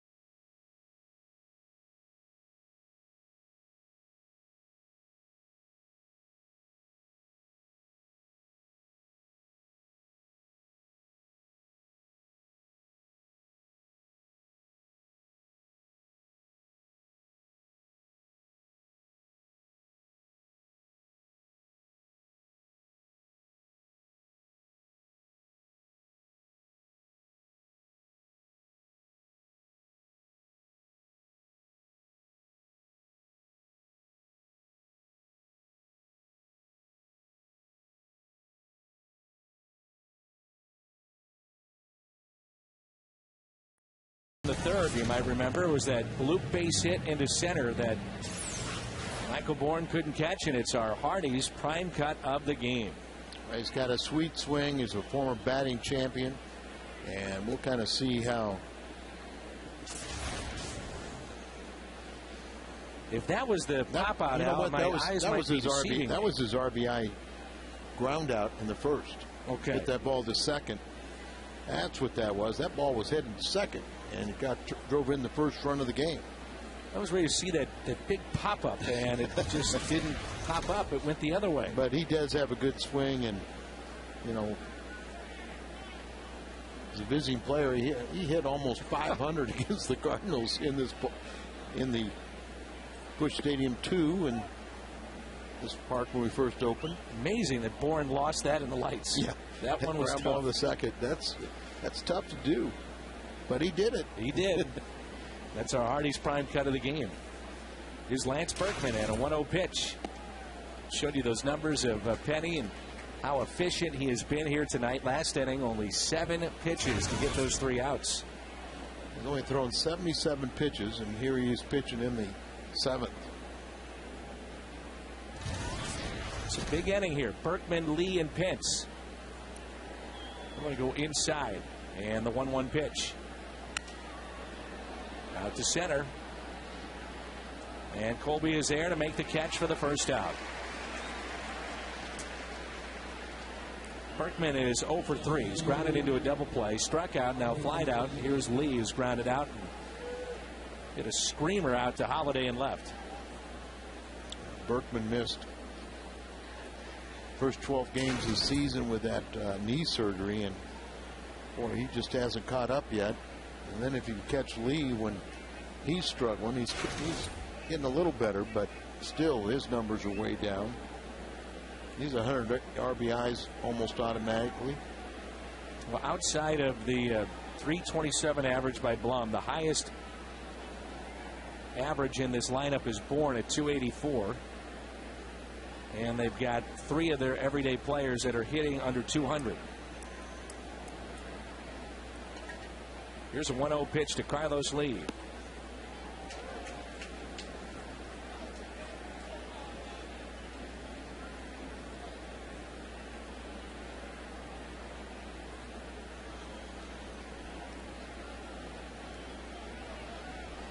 Here's a 1-1 pitch. You know, for so many years, since Tony has gotten to St. Louis, it was either the Cardinals or the Astros. And here are the Astros. Let's face it, Al, this is, you know, rebuilding time. No question about it for Houston. And looked like, you know, this could be an awfully lean year for them. And yet, with different players year after year, for the most part, Tony has had very competitive teams. And, you know, some guys stay, like a Pujols. Molina's a mainstay now, but they have reloaded in a lot of positions, and yet they find a way to win. Well, Tony's a franchise leader in wins, had 8 division crowns, 2 National League pennants, 1 World Championship under his tutelage, right here with the Cardinals. Time called.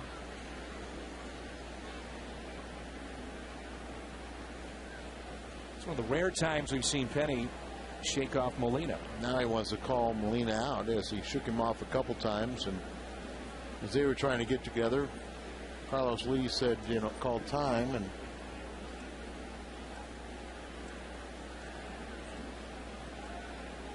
I think Penny wanted to throw the slider. He shook off the fastball a couple of times with Molina. He also shook off the split finger pitch. As you always say, though, Al, you're the one out there throwing. You've got to have confidence in what you're doing. Well, the W or the L goes behind your name, the pitcher. So you better throw what you want. Now, there is nothing more refreshing or get you excited. And there's a slider. And there's Brendan Ryan on the outfield grass. Over to Pujols. Second error on Brendan tonight.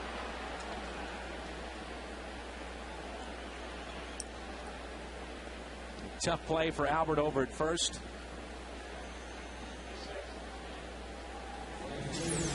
So E6 for the second time. See, he's on the outfield grass. He's playing more in the hole, so he got to go up a couple steps to his right, deeper in the hole, but there's that sidearm throw. And, you know, he says he feels more comfortable this way, but there's not many that will have the accuracy that he does. And here he throws a sinker, and even Albert with those soft hands couldn't come up with it. And now Pence hits it down the left field line, and that ball is foul. Ooh, one swing of the bat, and this game was almost tied. That's what we've talked about, how this game seems like the Cardinals were ahead 10-0. And yet, Pence represents the tie and run at home plate. You got to wonder what's going through Brendan's mind right now. At shortstop, a couple of errors tonight. At the plate, he has struck out, fly to right. His average has dipped now to under 180. Well, we've always commended him for not taking his offense into the field. I'm not sure we can say that tonight. And an 0-1 pitch to Pence. Driven into left center. Colby on the move. He won't get it. Carlos Lee digging for 3. He'll be held up. And it'll be second and third with 1 out. The base hit could tie it up. See where this pitch is. You know, it's a slider, misses location, wants it away, and it's sort of got a hump in it on the inner part of the plate. Plugs the gap out in left center. Colby gives chase to it. Thought at first he was going to come up with it, but he doesn't. Now he throws it into the cutoff man, and they hold up. Dave Clark 5 holds up Lee, so runners at second and third, and leaning out the clock. The last couple sliders have kind of, you know, Brad has not thrown them or got the location that he would like, and Brendan kind of really feeling bad right now. But you know, Brad, we showed Brad earlier where after the first error committed by Brendan Ryan, he said, "Hey, don't worry about it. I'll get you. I'll pick you up." That's what he's going to have to do right now. Got Blum coming up, who is single tonight. He's 1 for 2. No activity in the Cardinals bullpen. Right-hander getting loose for the Astros. There's a professional hitter. Fulcino is warming up for the Astros, a right-hander. You got a professional hitter in Blum, but then you got some young kids after that. And time is called. Base hit could tie it up. Now, left-handed batters have really hit Penny for a high average. Surprising that they've hit over 350 coming in. Check swing. He went. We haven't seen a lot of the splitter. I think there was one there. And that's a good weapon that he can maybe throw with these left-handers, but get a hitter a little over anxious. And it helps if Blum can expand his hitting zone.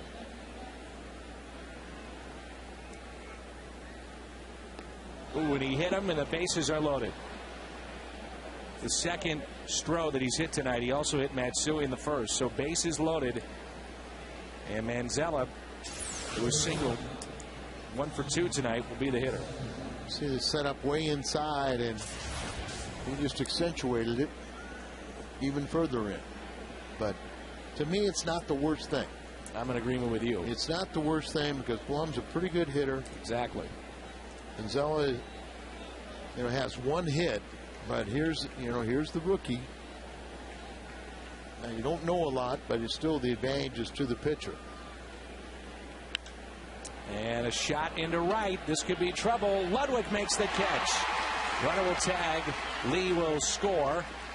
And that cuts it to 2-1. Manzella with the RBI, his 6th.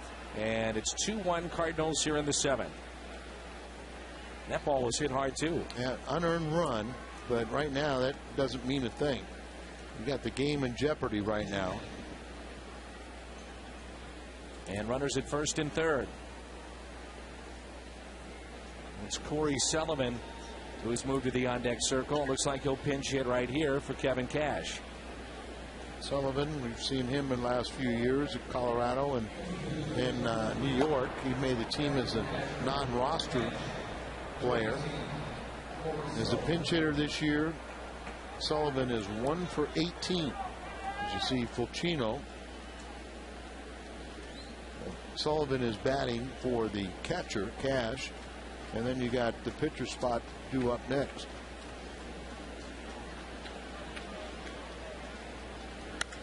And a liner, and this game is tied. Base hit into left. And Sullivan off the bench makes it 2-2. Pence scores.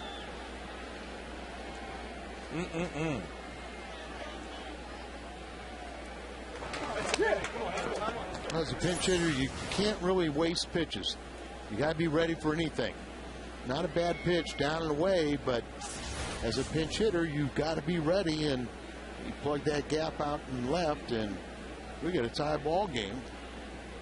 Who would have thunk that? And now another pinch hitter, Quintero, who will go in to catch. So we'll have a new battery at the bottom of the 7th inning.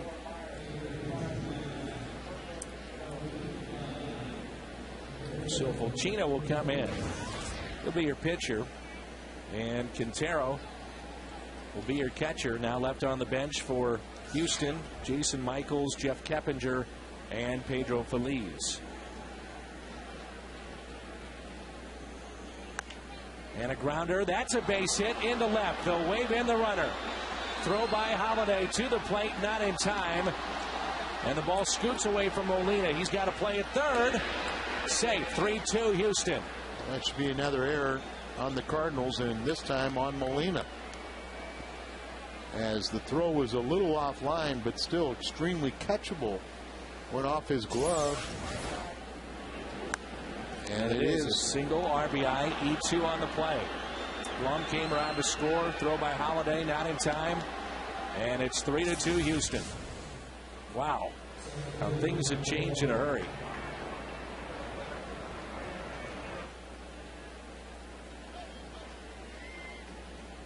And now Reyes is up and throwing, the lefty for the Cardinals.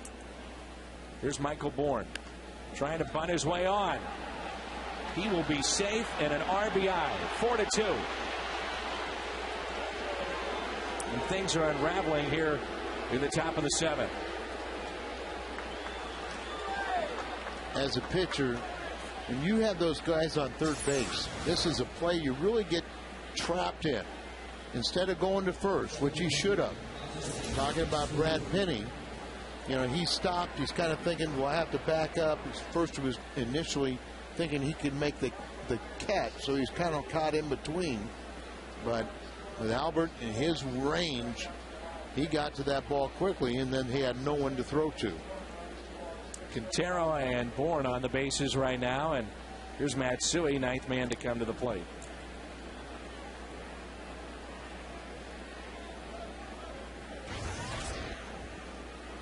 A little surprised that we didn't see anybody else up until Reyes just a few moments ago.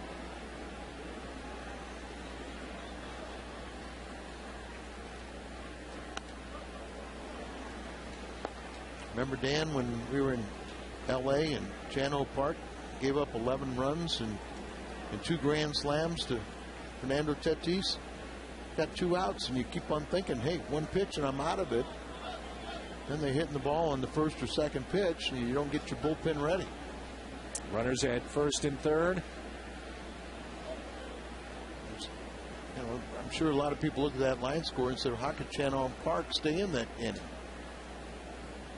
And we've seen Houston very aggressive. First pitch swinging and picking up base hits here. So it's happened in a hurry. And all these runs are unearned. Now, it doesn't keep you from losing a game. Schumacher to Albert. Brendan Ryan leads it off when we come back.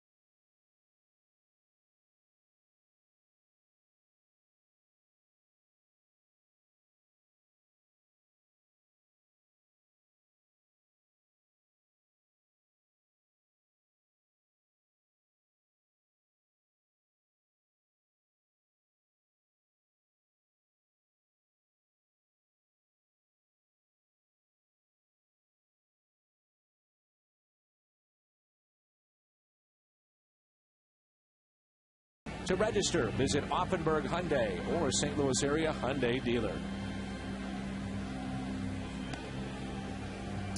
Some changes now as Quintero takes over behind the plate. Fulchino is the new pitcher, and it's our Chevy called to the bullpen. And the Cardinals have pulled back Brendan Ryan, and they'll pinch hit John Jay for Ryan, with the Cardinals trailing 4-2. John Jay, after a little slow start, has done a very good job as a pinch hitter. He had, 4 straight pinch hits? He's now 4 for 8 as a pinch hitter. He made his first start and doubled in his first major league hit in the 3rd inning back on April the 30th. He had the 16-game hitting streak at AAA. That earned him his promotion. And he was also the Cardinals minor league player of the month of April. But Fulchino actually has better success against left-handers than he does right-handers. A couple errors for Brendan, and now he's being pinch hit for. Here's the 0-1 pitch to Jay. Left-handed batters are batting 176 off of this right-hander, and righties are batting 250. He is not allowed to run in his last 7 games.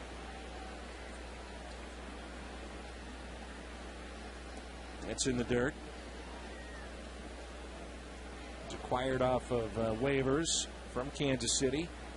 Tyler Green has moved to the on-deck circle. Obviously, will go into play shortstop, and I wonder if he'll be in the lineup tomorrow. And an 0-2 pitch to Jay. Matsui stays with it. Safe. Could be another base hit. Yep. I think he wants to stay. Well, he's got a great chance, being really the only left-hander off to come off the bench. And now he's 5 for 9 as a pinch hitter.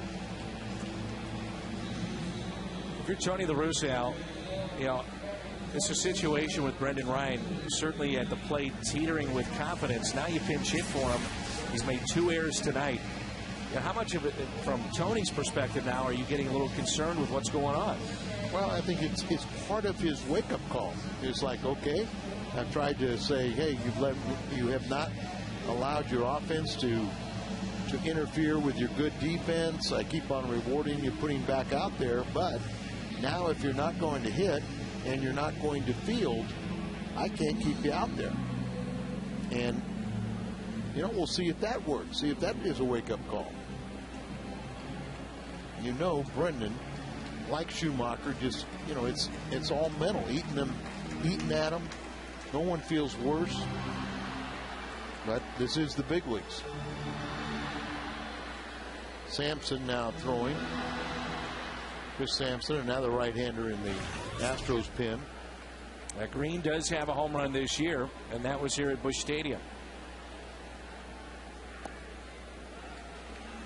Tying run at the plate, 4-2 Houston here in the 7th. He started at second base on Sunday and sparked the Cardinals' 4-run third with a double, and also had a stolen base.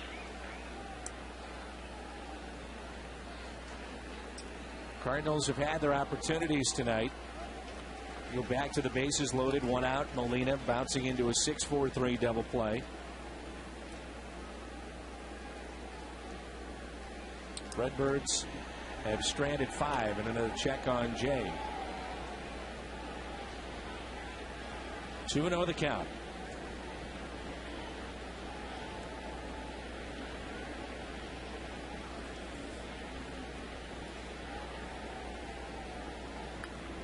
Check swing and a strike, 2-1.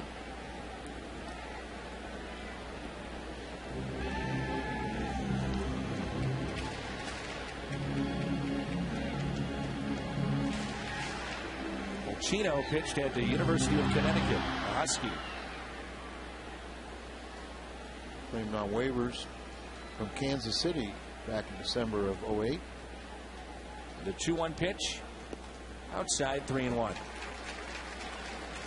Cincinnati beat up on the Pirates, 9-0 the final there. See where Pacino last year started at Round Rock, their AAA team. Did you see that pitcher that Round Rock had in the game the other day? Will Ferrell. Yeah, they called him up from the prison league. And Tyler Green draws a walk. So Pacino's come in, giving up the base hit by Jay. Now a walk to Green. And here's Colby Rasmus. Brad Mills go to his bullpen. Well, he has had Chris Sampson up. Looks like the phone is ringing. As I mentioned, that Fulcino really has better success against left-handed batters. There's my buddy Jamie Quirk. Gonna leave a man to face Colby.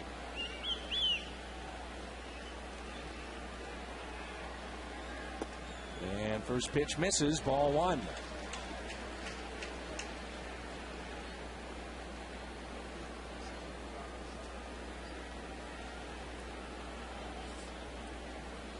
Nobody out, runners at first and second.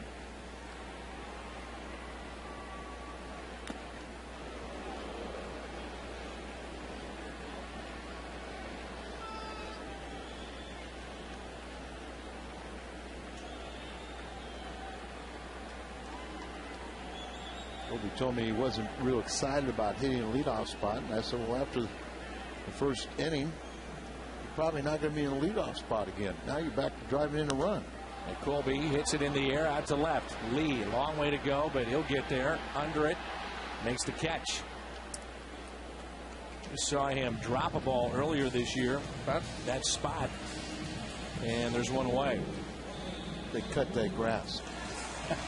That single blade. I'm sure.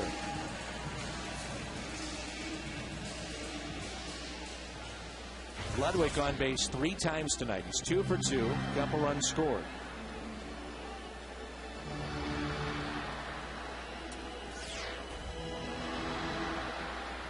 We were talking about that home run drought, weren't we?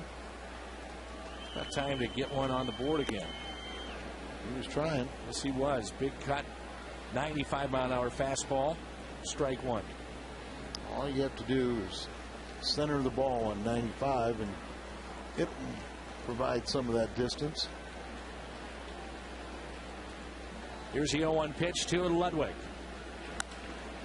Base hit into center. Here comes Jay. Here comes a throw. Cut off, and he will score. And it's 4-3. And a rocket off the bat of Ludwig. I mean, an absolute rocket.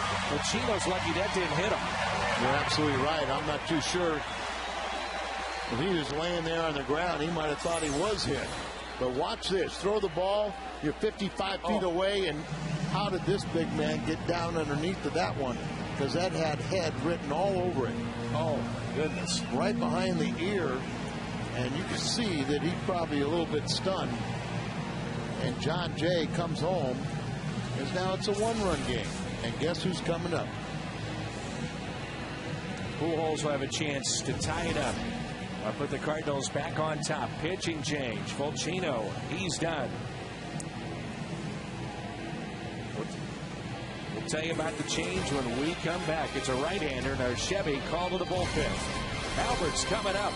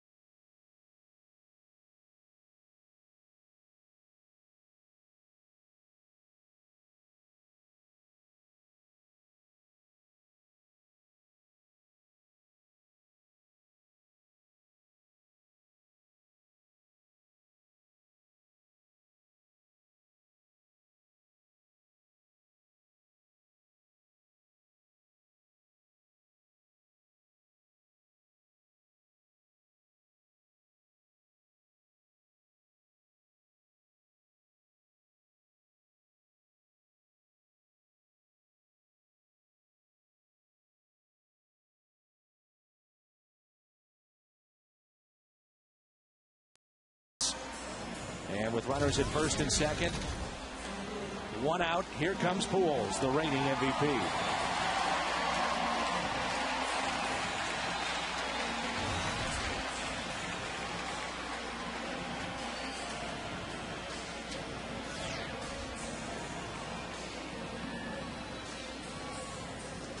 Another one of those guys in Sampson that was originally drafted as position player. He was a shortstop. And you see Sampson has gotten the better of Pujols, but that could change in a hurry.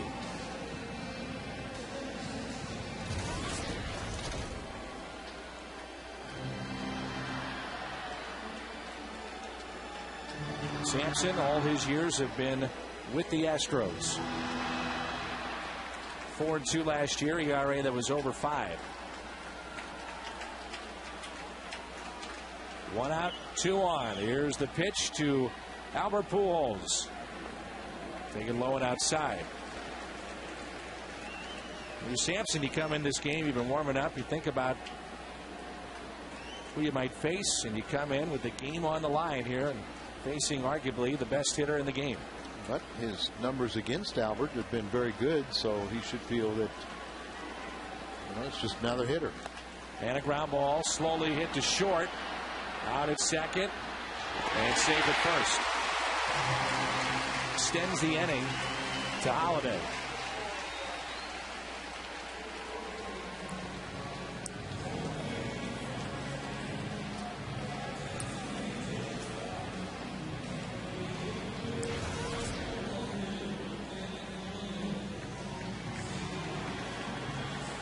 So Pujols now 1 for 12 against Sampson. Here's Holiday. It's just hard to believe that Holiday hitting 150 plus with runners in scoring position this year. 0 for 3 against Sampson, but I think he's going to get his first home run, first Cardinal home run at home. David Freese on deck if Holiday can extend it. 2 outs, runners at the corners, 4-3 Houston. Bunch him a little bit in the outfield. Big gap out in left center, though. And here comes a 1-0 pitch to Matt Holiday. Little chopper to third. Force play at second.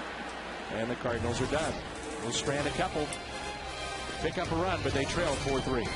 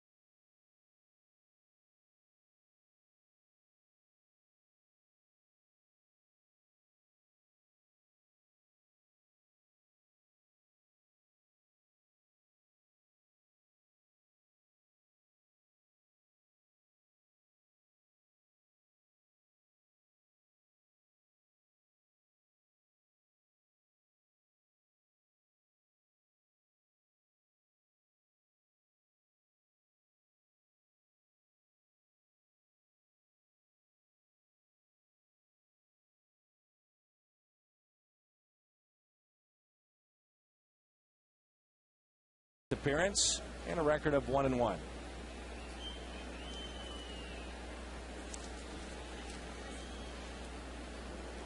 thing that we talked about on the road trip, Al, his breaking ball has been getting better, a little sharper, and throwing it for strikes. If he can do that, have 2 pitches major league quality. He's going to be one of the better relievers for the Cardinals coming out of the pen. Foul ball. Well, he's going to have a lot of trust in him, because he's going to have a lot of situations like this. Down by one, tied, or ahead. You know, try and get through that 8th inning, setting up Franklin. Here he's got to shut down the Astros and get his teammates back on offense and see if they can't tie this game. Penny pitched well again. All 4 runs should be unearned. Couldn't stop the bleeding there, and and that's part of, even though you have an error committed behind you, you got to stop some of those hits afterwards. Boy, that happened in a hurry too. It sure did. Here's a 1-1 pitch to Berkman. 2-1. Berkman is 0 for 3 tonight. Remind folks that tomorrow, again, a half-price night. Family of 4 can come down to the ballpark for as low as $33. Popped up right side, and Pujols will give it a look, and it's out of play. $33 for a family of 4 tomorrow night. I threw a breaking ball there and just kind of sat, but crowd of 35,875 tonight. Berkman just doesn't have his timing right now. There's going to be some National League pitchers who are going to pay once he does, but 2-2. Slicing and out of play. It's either a little behind or out in front.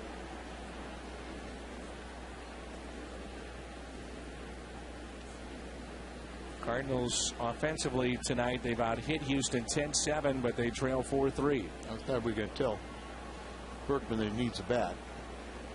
But you saw him go.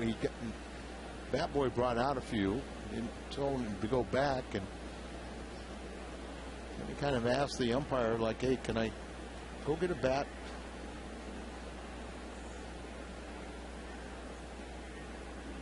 Check the pine tar on that bat. So 2-2 the count here on Berkman. Mott was hoping he'd stay up there without it.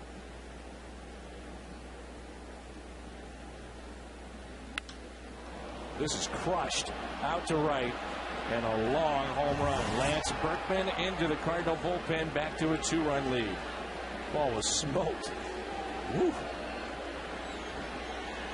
And that's the Berkman we're accustomed to seeing. His 3rd home run of the year. Remember, he missed about half their games with recuperating from knee surgery. I guess he liked the bat.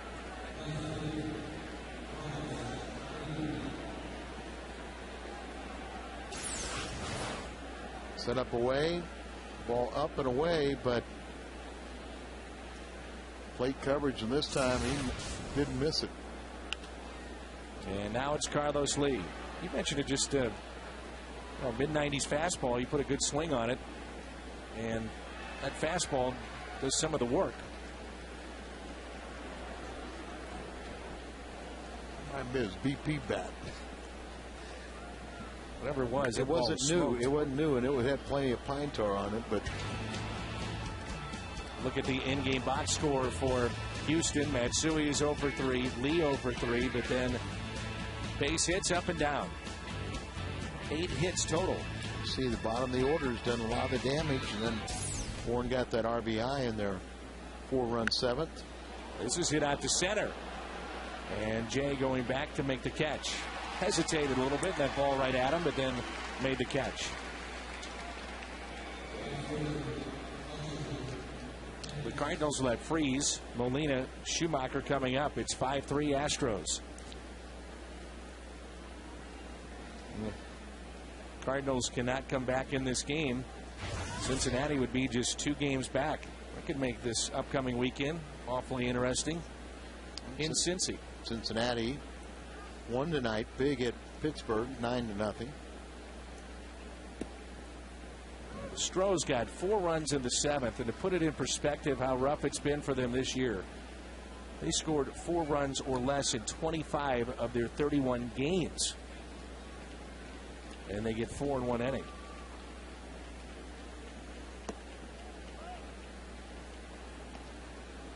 1-1 the count. When we say that Mott's, slider, breaking ball is getting better, but still these National League hitters aren't going to believe it until they see it. Pence loses the bat and into the seats.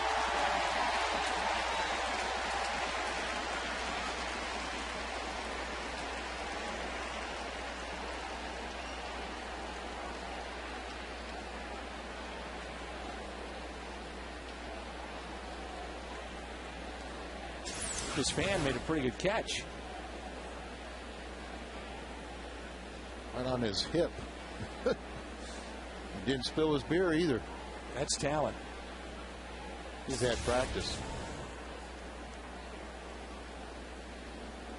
One talented fan down there.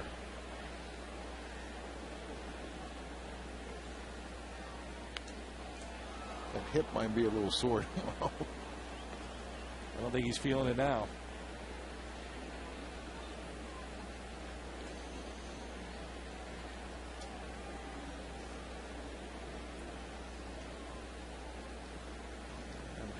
Hunter Pence chokes up on that bat.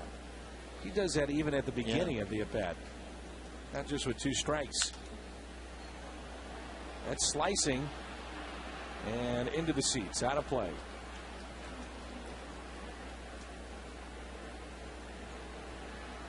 I don't think you'd call Hunter Pence graceful. No. In watching him, but yet you've talked about his arm, and he's got very good speed. No, he's an outstanding player, but he is not graceful by any means.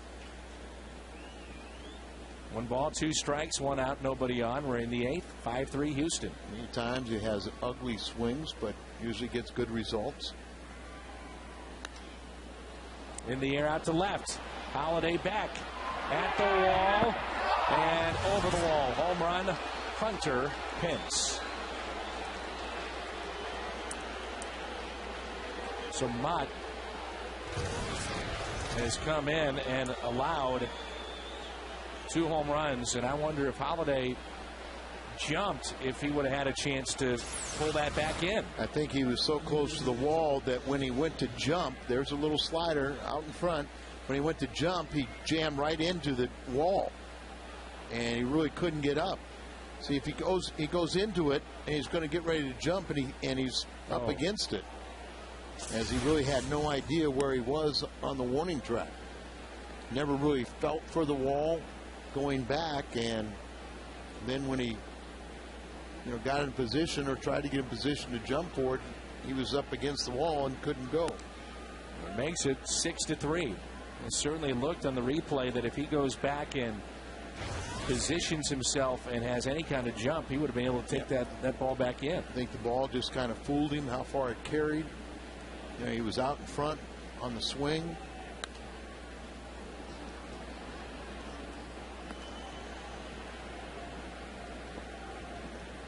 One and 2 the count.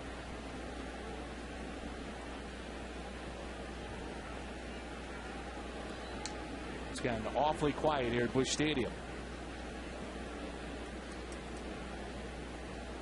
So 1-2 pitch to Blum.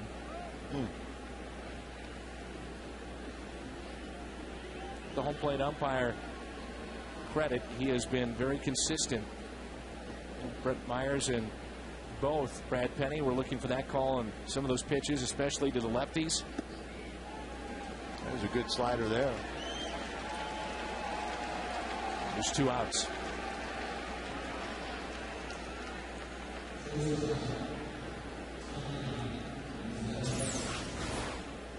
Watch the bite on this slider. Good tight rotation. Starts it in, then breaks in off the plate.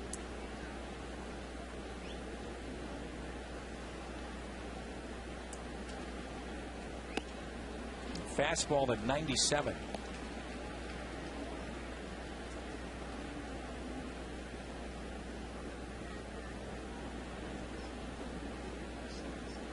And here's the 0-1 pitch. 0-2.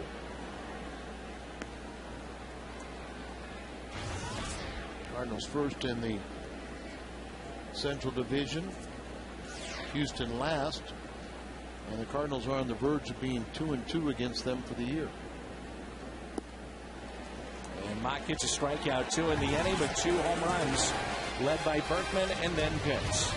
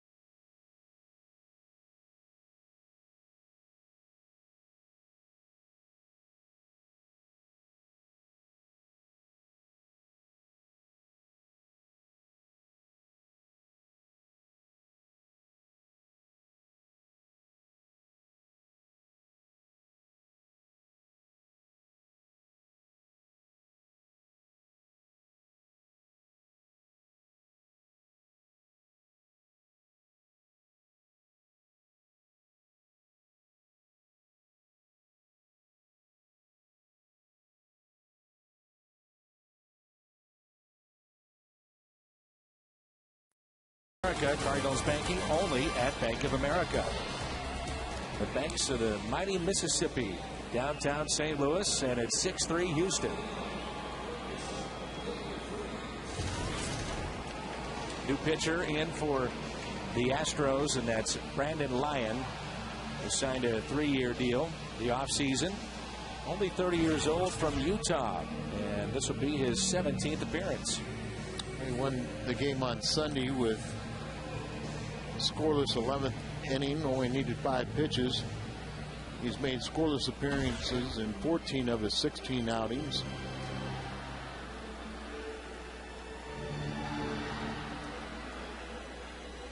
Cardinals down by 3, and here's David Freese. Freese has walked as an RBI single in the 3rd and also grounded out to 3rd.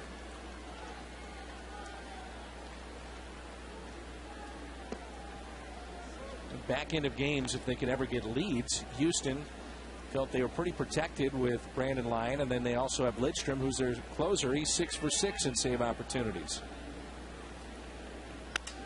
There's a broken bat into right. Pence makes the catch. That's a couple hard throwers, though, coming out of your pen late in games. Yes.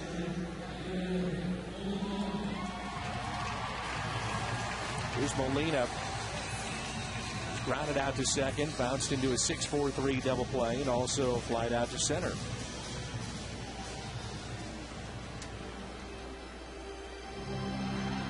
Cardinals will not see Oswalt in this series.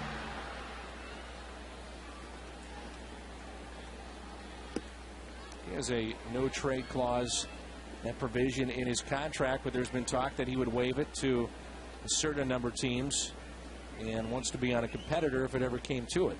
And even if you do have a no trade, all it costs is money to buy it out in most cases. 0-2.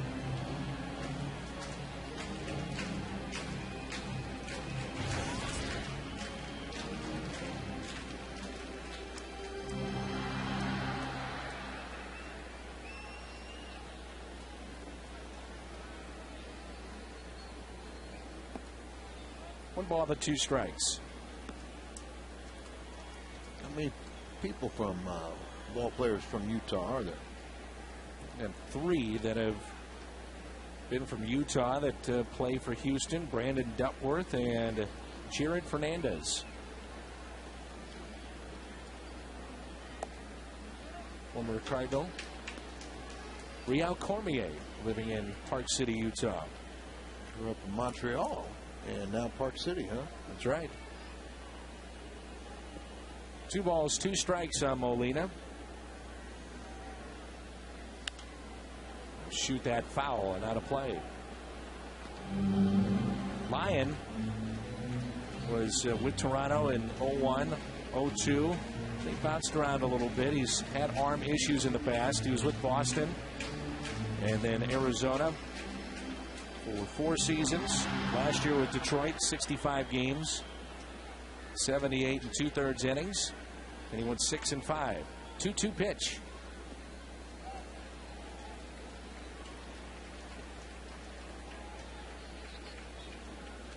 Tony shook up his lineup for tonight, putting Rasmus at the top of the order. He's gone 0 for 4. The damage has been done by Ludwig. Pujols, a couple of base hits. Schumacher has dropped down. He's on deck, and he has a single tonight. That's a foul ball. Just in protect mode as he's fouling off these pitches. I'm telling you, you feel so good about him when he comes up with runners in scoring position because he puts the ball in play. You think about Holiday and Pujols, rightfully so, but this guy is as dangerous as anybody, it seems like.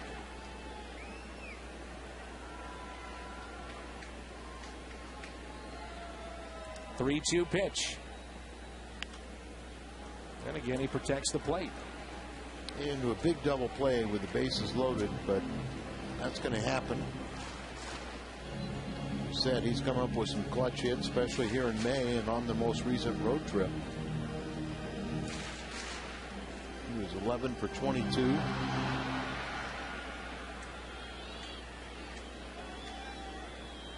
Three-2 pitch to Molina. Breaks his bat. Hit to short. 2 outs. And it's up to Skip to extend the inning.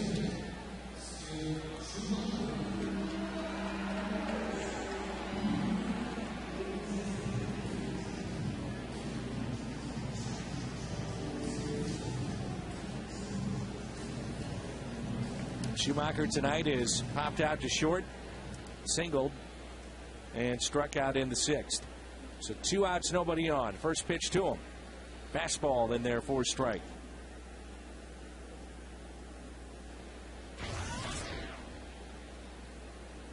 Average at 220 for Schumacher. And the 0-1. 0-2. When you're not going right, it seems like you're always 0-2.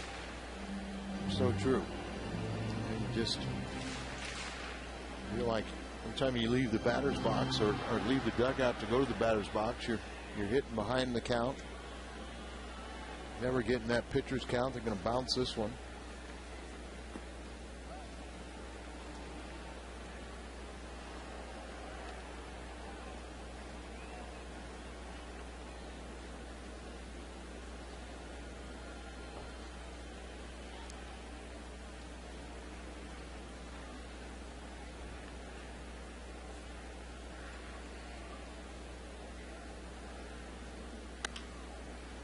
Hit left side.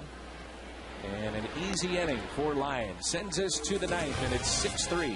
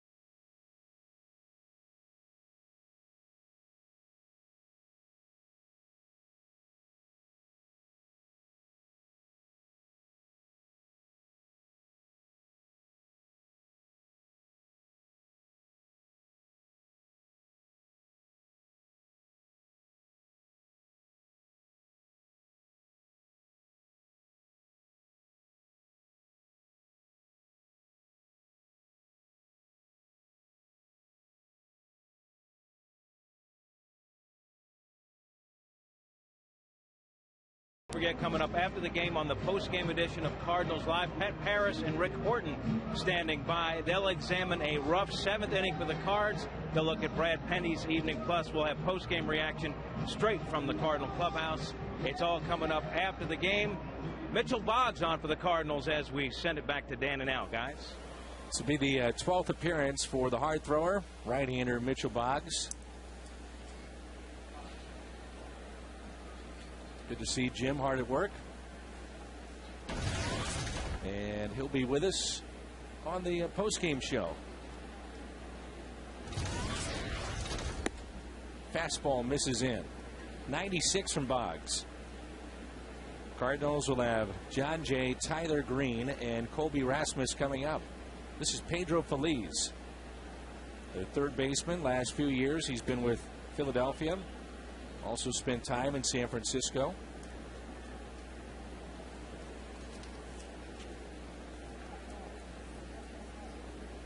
The 2-0 pitch.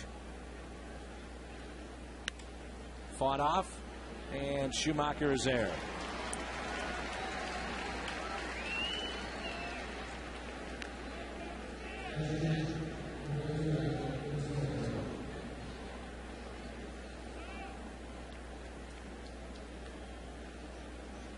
Here's Quintero.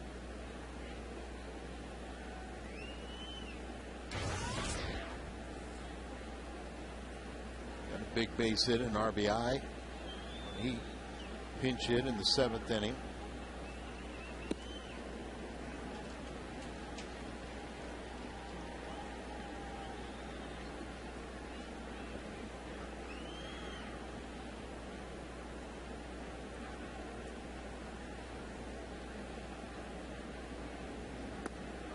And he offered at it. Strike 2.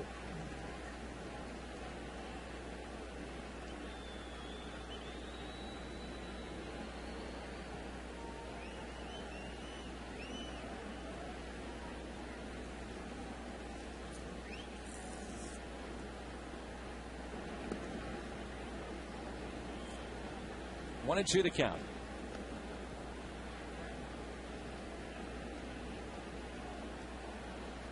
Boggs does appear to have much better stuff when he comes in for these short outings.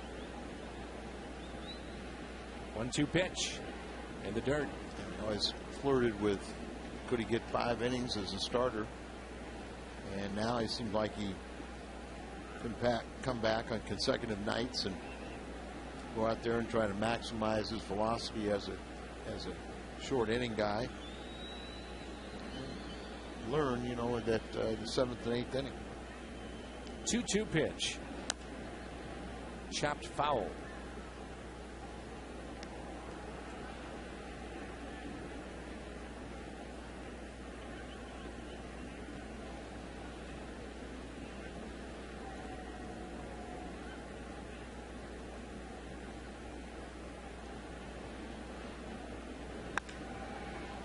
Fly ball into center. Jay back with room. Makes the catch.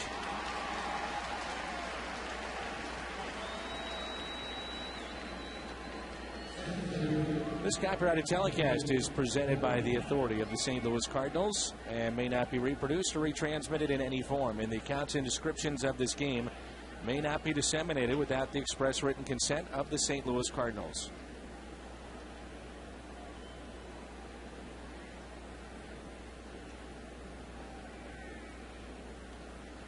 Back to the top of the lineup and Michael Bourne. Bourne tonight is grounded out. He is singled. Flied out to left and an RBI base hit in the 7th inning.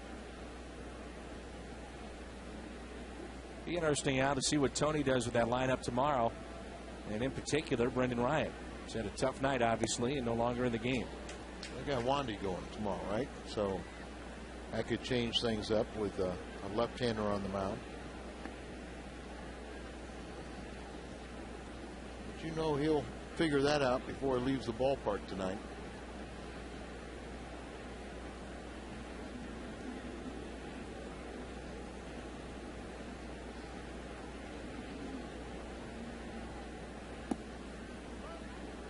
Watch how Boggs, Al, picks up the target late.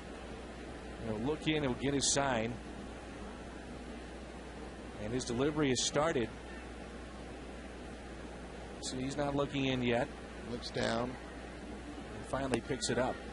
And Brad Penny is a lot worse than that, and he's become a very good control pitcher now. But you kind of he'll look in and get the sign, kind of figure things out. Then he takes his eyes off it, but as he's starting his motion, he'll pick up the target again. But what you're saying is a guy that has a little trouble throwing strikes, you'd like to see him concentrate on the target a little bit more.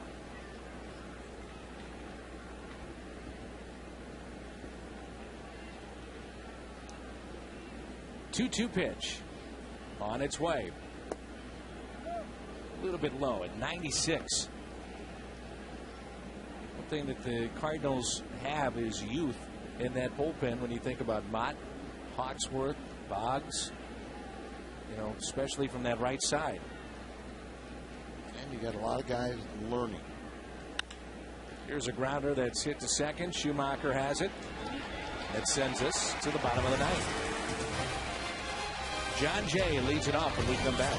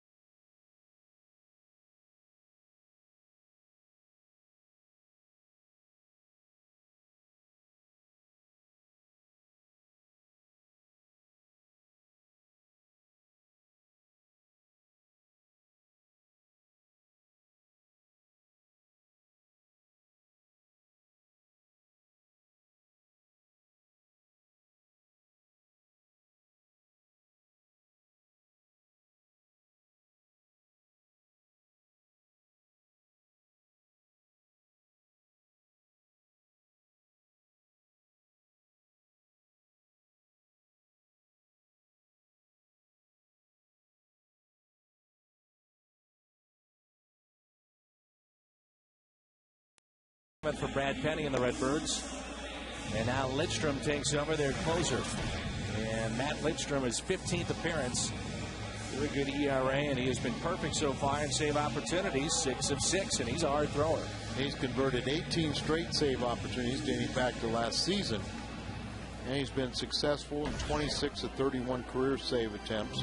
But he owns a 4.82 ERA in those save opportunities, so that's a high ERA. And John Jay is the hitter.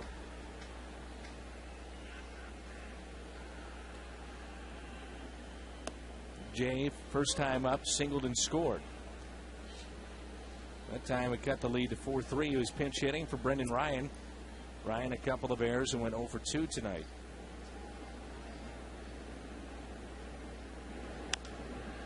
And a little ground ball, that's foul. See, if you're seeing Lidstrom one time a night, how hard he would be to pick up as kind of a motion where his arms and legs, he kind of sets to where he blocks the release point from a hitter.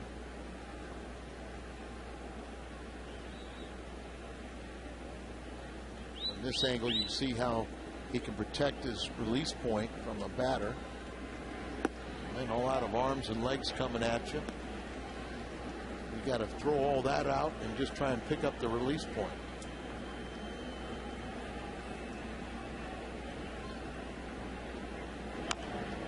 And a foul ball again. Even starts with that front left foot. pointed back a little bit. Right. So, you know, you really don't see how he's holding the ball in his glove. Almost, you see more of his back now that he comes set position, and then he can hold the glove and hide it behind him.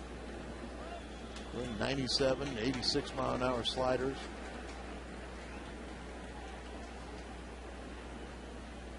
Two and two the count.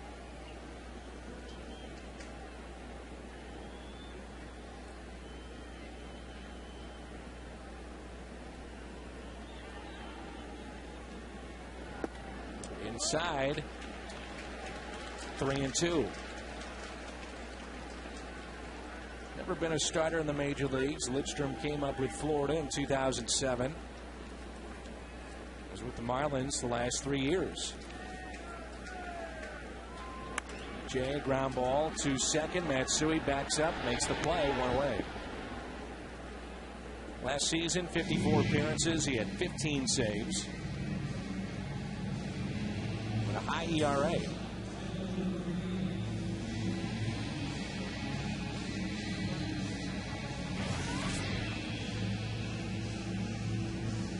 Green walked his first time up when he pinch hit back in the 7th. Stavanoa will hit for the pitcher spot.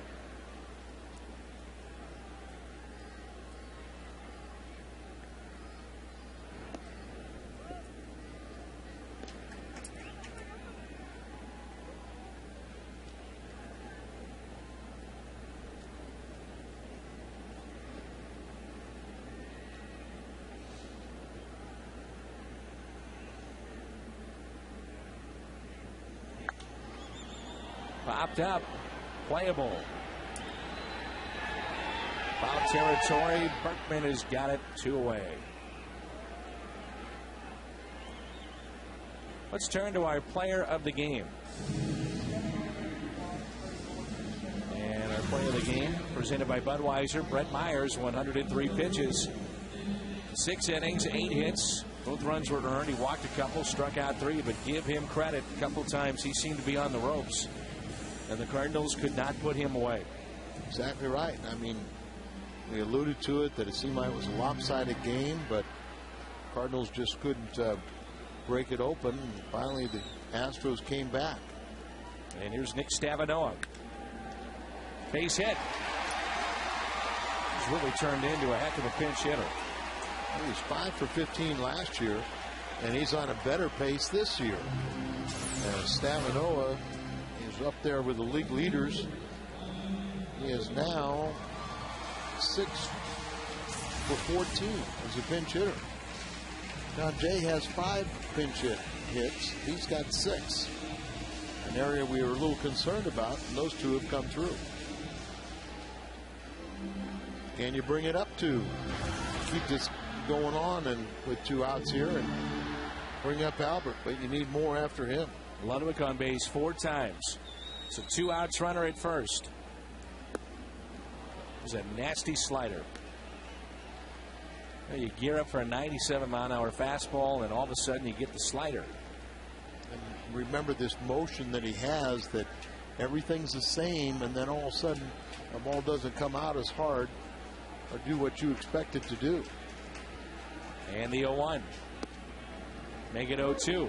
And there he's guessing fastball, and he's better off to lay off it, as another slider has got him 0-2. Do you get the fastball, or is he going to throw 3 in a row? It becomes a guessing game when you get behind. Time call. Folks that have stuck around, they're hoping to see Pujols have a chance at tying it up. Ludwig in the hole, 0-2. And that's the ball game. Ludwig strikes out. Lidstrom picks up the save. Houston picks up a win in game 1 of this 3-game series. So the final from Busch Stadium, Houston beats the Cardinals. You're right. Disappointing night, 6-3. Post-game show coming up.